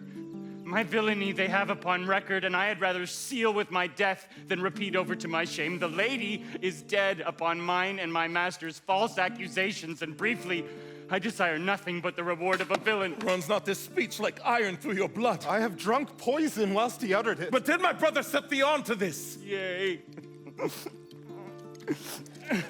And paid me richly for the practice of it. He has composed and framed of treachery, and fled he is upon this villainy. Sweet Hero, now thy image doth appear in the rare semblance that I loved at first. Come, bring away the plaintiffs. By this time our sexton hath reformed Senior Leonato of the matter. And neighbors, do not forget to specify when time and place shall serve that I am an ass. Here comes Master Signor Leonato, and the sexton too! Which is the villain? Let me see his eyes, that when I note another man like him, I may avoid him. Which of these is he? If you would know your wronger, look on me. Art thou the knave that with thy breath hast killed mine innocent child? Yea, even I alone. No, villain, not so. Thou beliest thyself. Here stand a pair of honorable men. A third is fled that had a hand in it. I thank you, princes, for my daughter's death. Record it with your high and worthy deeds. 'Twas bravely done, if you bethink you of it. I know not how to pray your patience, yet I must speak. Choose your revenge yourself. Impose me to what penance your invention can lay upon my sin. Yet sinned I not, but in mistaking. By my soul, nor I. And yet to satisfy this good old man, I would bend under any heavy weight that he'll enjoin me to. I cannot bid you bid my daughter live. That were impossible. But I pray you both, possess the people in Messina here how innocent she died. And if your love can labor aught in sad invention, hang her an epitaph on her tomb and sing it to her bones. Sing it tonight. Tomorrow morning, come you to my house. And since you could not be my son-in-law, be yet my nephew. My brother hath a daughter, almost the copy of my child that's dead. And she alone is heir to both of us. Give her the right you should have given my daughter, and so dies my revenge. Oh, noble sir, your overkindness doth wring tears from me. I do embrace your offer, and dispose henceforth of poor Claudio. Tomorrow, then, I will await your coming. Tonight I take my leave. This naughty man shall face to face be brought with Margaret, who I believe was packed in all this wrong, hired to it by your brother. No, by my soul she was not, nor knew not what she did when she spoke with me, but always hath been just and virtuous in anything that I do know by her. Moreover, sir, which yet...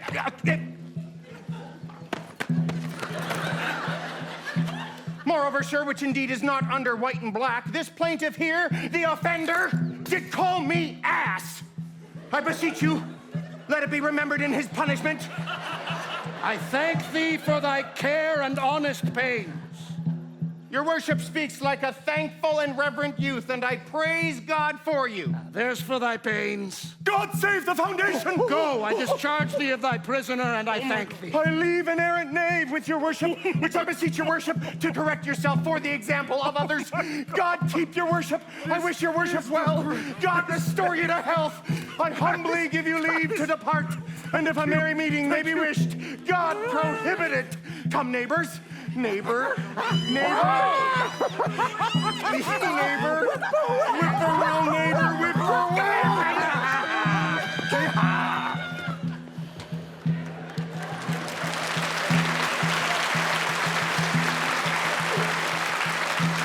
Until tomorrow morning, lords, farewell. Farewell, my lords. We look for you tomorrow. We will not fail. Tonight, I'll mourn with Hero. Bring you these fellows on. Go!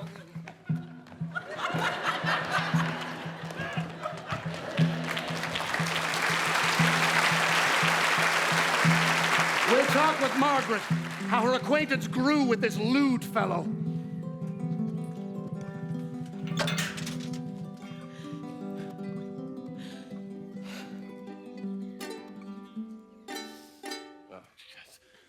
I pray thee, sweet mistress Margaret, deserve well at my hands by helping me to the speech of Beatrice. Will you then write me a sonnet in praise of my beauty? In so high a style, Margaret, that no man living shall come over it, for in most comely truth thou deservest it. To have no man come over me. Why shall I always keep below stairs? Thy wit is as quick as the greyhound's mouth. It catches. And yours is blunt as the fencer's foils, which hit but not hurt. A most manly wit, Margaret. It will not hurt a woman. Therefore, call Beatrice to me. I give thee the bucklers. Give us the swords. We have bucklers of our own. Well, I will call Beatrice to you, who I think hath legs. Oh, and therefore will come.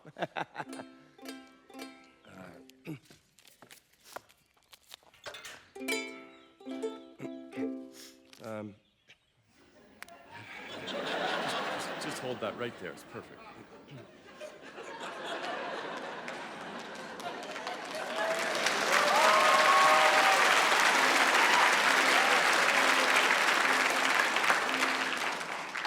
Okay. Yeah. Okay. The God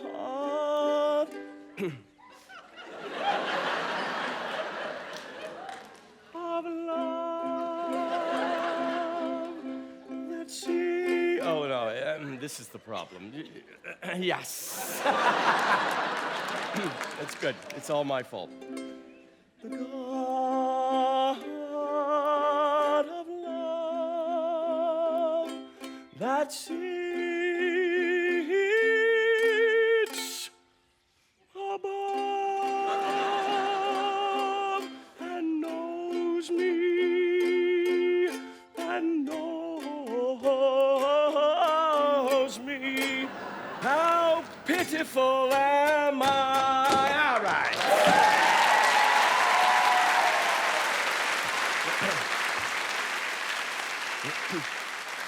I mean, in singing, yes, but in loving, Leander the good swimmer, Troilus the first employer of panders, and a whole book full of these quondam carpetmongers whose names yet run smoothly in the even road of a blank verse. They were never so truly turned over and over as my poor self is in love.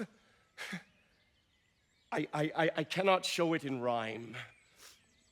I have tried. Yeah, I can find no rhyme to lady, but baby. But it's an innocent rhyme. For scorn, horn. It's a hard rhyme for school. Fool, yes. Thank you. You know what? I was not born under a rhyming planet, nor I cannot woo in festival terms. Lady Beatrice, wouldst thou come when I called thee? Yea, signor, and depart when you bid me. Oh, well, stay but till then. Then is spoken. Fare you well. Yet ere I go, let me go with that I came for, which is with knowing what hath passed between you and Claudio. Nothing but foul words.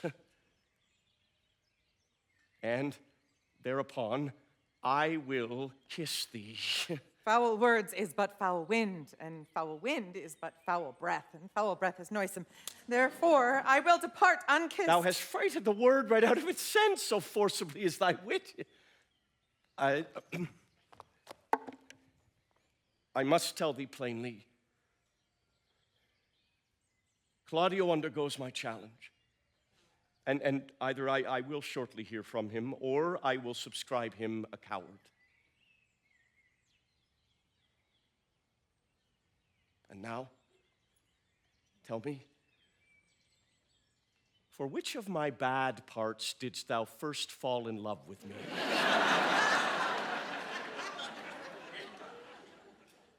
For all of them. Together, which maintained so politic a state of evil that they would not maintain any good parts to intermingle with them. But for which of my good parts did you first suffer love for me? Suffer love. Yeah, a good epithet. I do suffer love indeed, for I love thee against my will. In spite of your heart, I think. Alas, poor heart. If you spite it for my sake, I will spite it for yours. I will never love that which my friend hates. Thou and I are too wise to woo peaceably. It appears not in this confession. There's not one wise man among 20 that will praise himself. Oh, but that's an old instance, Beatrice. Lived in the time of good neighbors. I mean, if a man do not erect in this age his own tomb ere he dies, he shall live no longer in monument than the bell rings or the widow weeps. And how long is that, thank you? Question, why, an hour in clamor and a quarter in room. Therefore, it is most expedient for the wise to be the trumpet of his own virtues as I am to myself. And so much for praising myself. Who I myself will bear witness is praiseworthy. Now tell me, How doth your cousin? Very ill. And how do you? Very ill, too.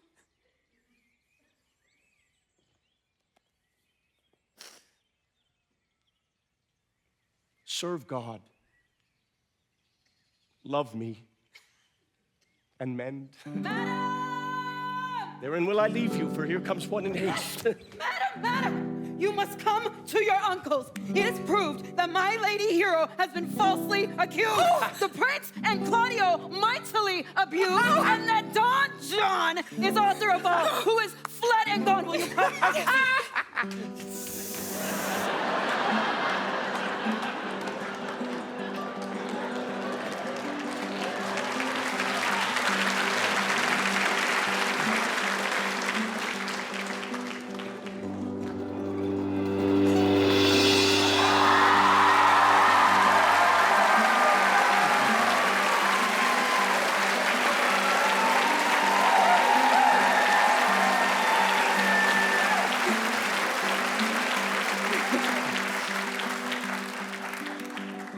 Will you go hear this news, Signor?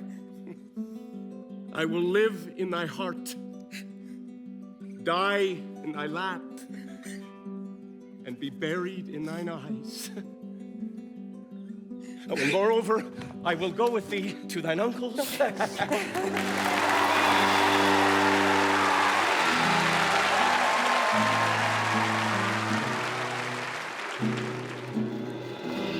Ardent goddess of the night,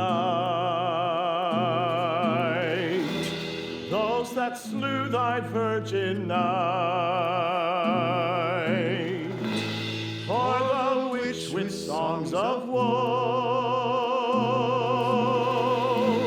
round about her tomb they go.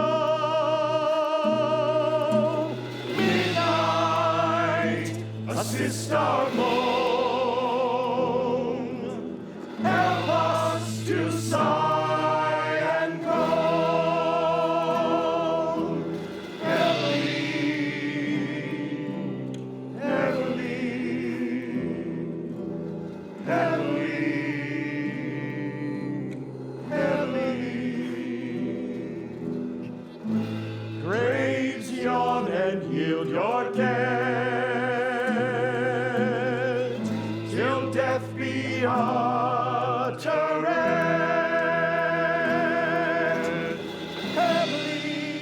The wolves have prayed, and look, the gentle day before the wheels of Phoebus roundabout dapples the drowsy east with spots of gray. Come, let us hence to put on other weeds, and then to Leonato's will we go. And Hymen now with luckier issue speedst than this, for whom we rendered up this woe. Heavily, heavily.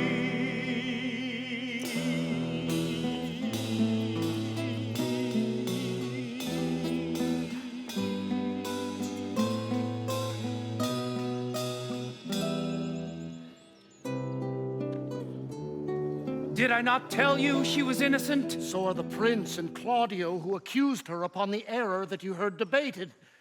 But Margaret was in some fault for this, although against her will, as it appears in the true course of all the question. Well, I'm glad all things sort so well. So am I, being else by faith and forced to call young Claudio to a reckoning for it. Now, daughter, and you gentlewomen all, withdraw into a chamber, and when I send for you, come hither masked. The prince and Claudio promised by this hour to visit me. You know your office, brother. You must be father to your brother's daughter and give her to young Claudio. Which I will do with confirmed countenance. Friar, I must entreat your pains, I think. To do what, senor? Well, to bind me or undo me, one of them. Uno momento, senor. Here's the prince and Claudio. Good morrow to this fair assembly. Good morrow, Prince. Good morrow, Claudio. We here attend you. Are you yet determined today to marry with my brother's daughter? Send her forth, brother. Here's the friar ready. Good morrow, Benedick. Well, what's the matter that you have such a February face, so full of frost, of storm, and cloudiness? Here comes other reckonings.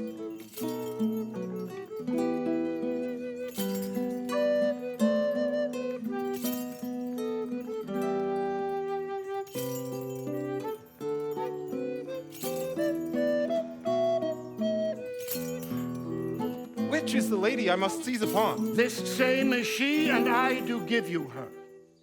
Why, then she's mine. Sweet, let me see your face. No, that you shall not till you take her hand before this friar and swear to marry her. Give me your hand before this holy friar. And when I lived, I was her other wife. And when you loved, you were my other husband. Another hero! Nothing certainer. One hero died defiled, but I do live. The former hero that is dead. She died, my lord, but whiles her slander lived. All this amazement. And when I died, I was conveyed to heaven. At God's foot, I was laid a wounded bird that flown into the lion's hungry jaws. In painful anguish, I gazed up at God and asked if this is what he had foreseen for maidens who adhered unto his word. Thy laws I ever heeded, gracious Lord. I dressed as would become a pious maid and dutifully obeyed my father's word. My purity I guarded, turned my eye away from gentlemen that no one might mistake a smile for lustful invitation. So I recoiled from the unchastened gaze that I might not betray my maidenhood, yet all my efforts easily were undone by vengeful act of cruel duplicity. My dear daughter, hourly do I blame myself for having heaped such heavy terms upon thy innocence. I would I had a whip to lash the errors from my tortured soul. That you so quickly would believe the child that sat upon your knee and stroked your beard, the girl who mourned her mother by your side, the maiden who entrusted you with all could turn deceitful, wanton overnight. Tell me but how, and I will right this wrong. My brother will be brought to justice for the foul trick that he played upon our eyes. And did you never think to doubt your eyes? But men are turned to cuckolds every day. Bring forth your army of cuckolds!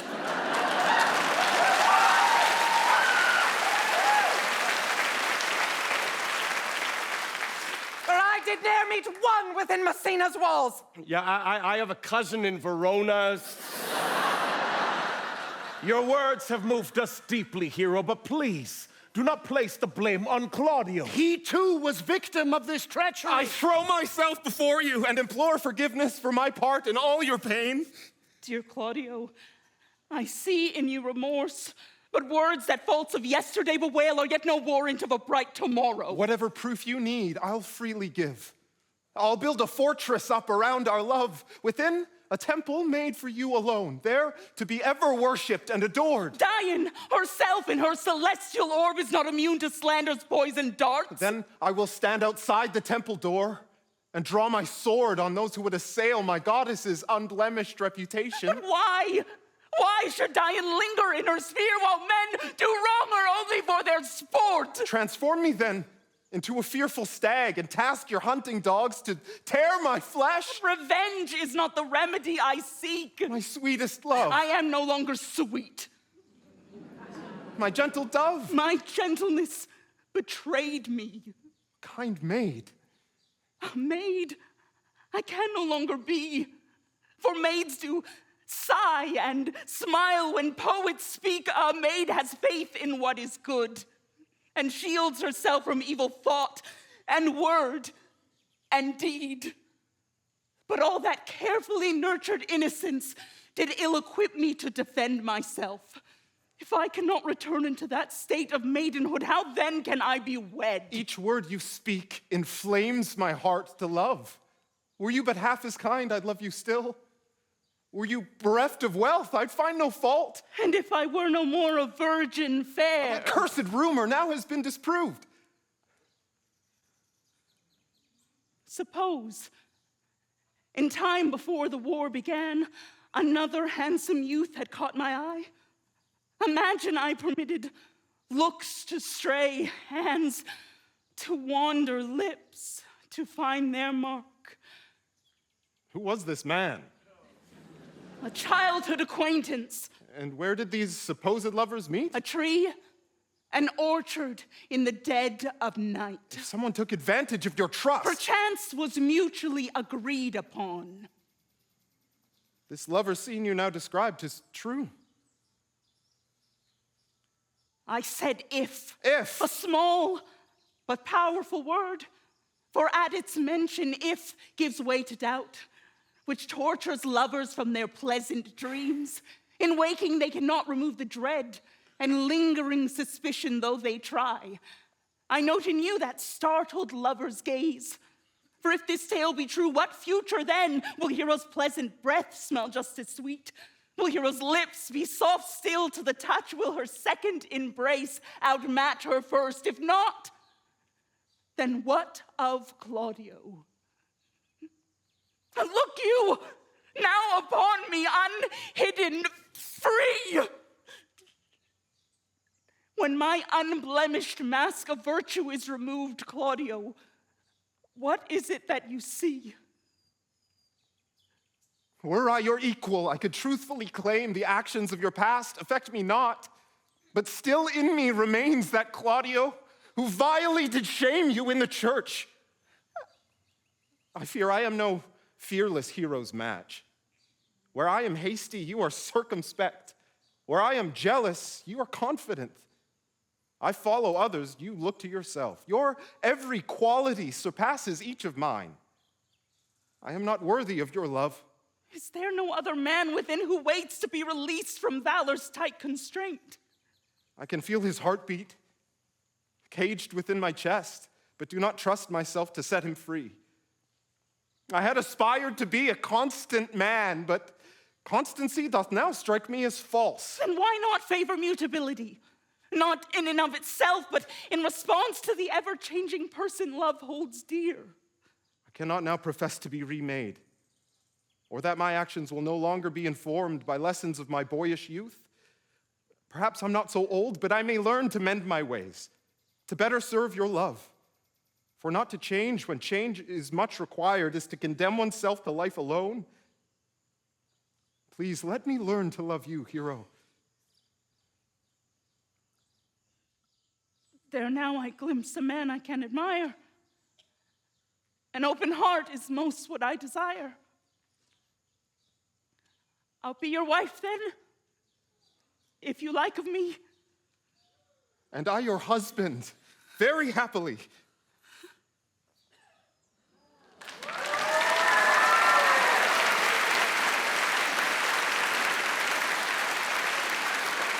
Then, to the chapel let us presently. Now, soft and fair Beatrice. What is your will? Do not you love me? Why? No. No more than reason. Oh, well, then your uncle Claudio and the prince have been deceived. They swore to me that you did. Do not you love me? Troth? No. I mean, no more than reason.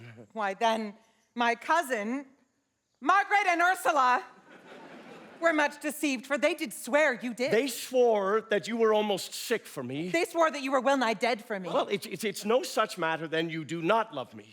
No.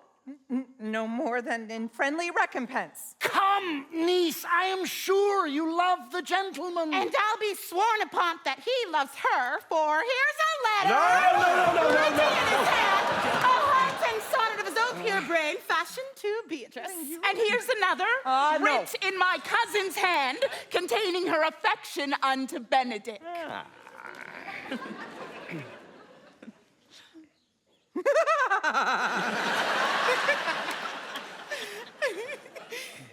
Well, I mean, it's a miracle.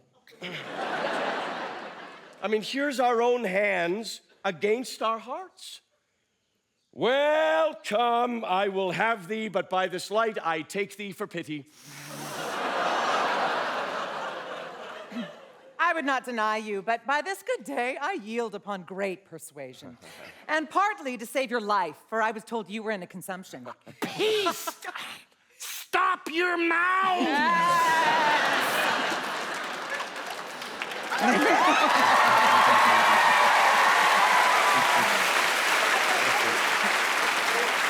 How dost thou now, Benedick, the married man? I tell thee what, Prince, a college of wit crackers cannot flout me out of my humor. In brief, Since I do purpose to marry, I will think nothing to any purpose that the world can say against it, and therefore never flout me for what I have said against it. Mm-hmm. You said a lot. Okay, well, man is a giddy thing. And this is my conclusion. Come, come. Let us have a dance ere we are wed, to lighten our own hearts and our husbands' heels. We'll have dancing afterwards. Now, first, to my word, therefore play music. Prince, thou art sad, get thee a wife. Get thee a wife, there is no staff more reverend. My lord! My lord, your brother John has been taken in flight and brought with armed men back to Messina. No, I think not on him till tomorrow. We shall devise the brave punishments for him. Strike up, pipers!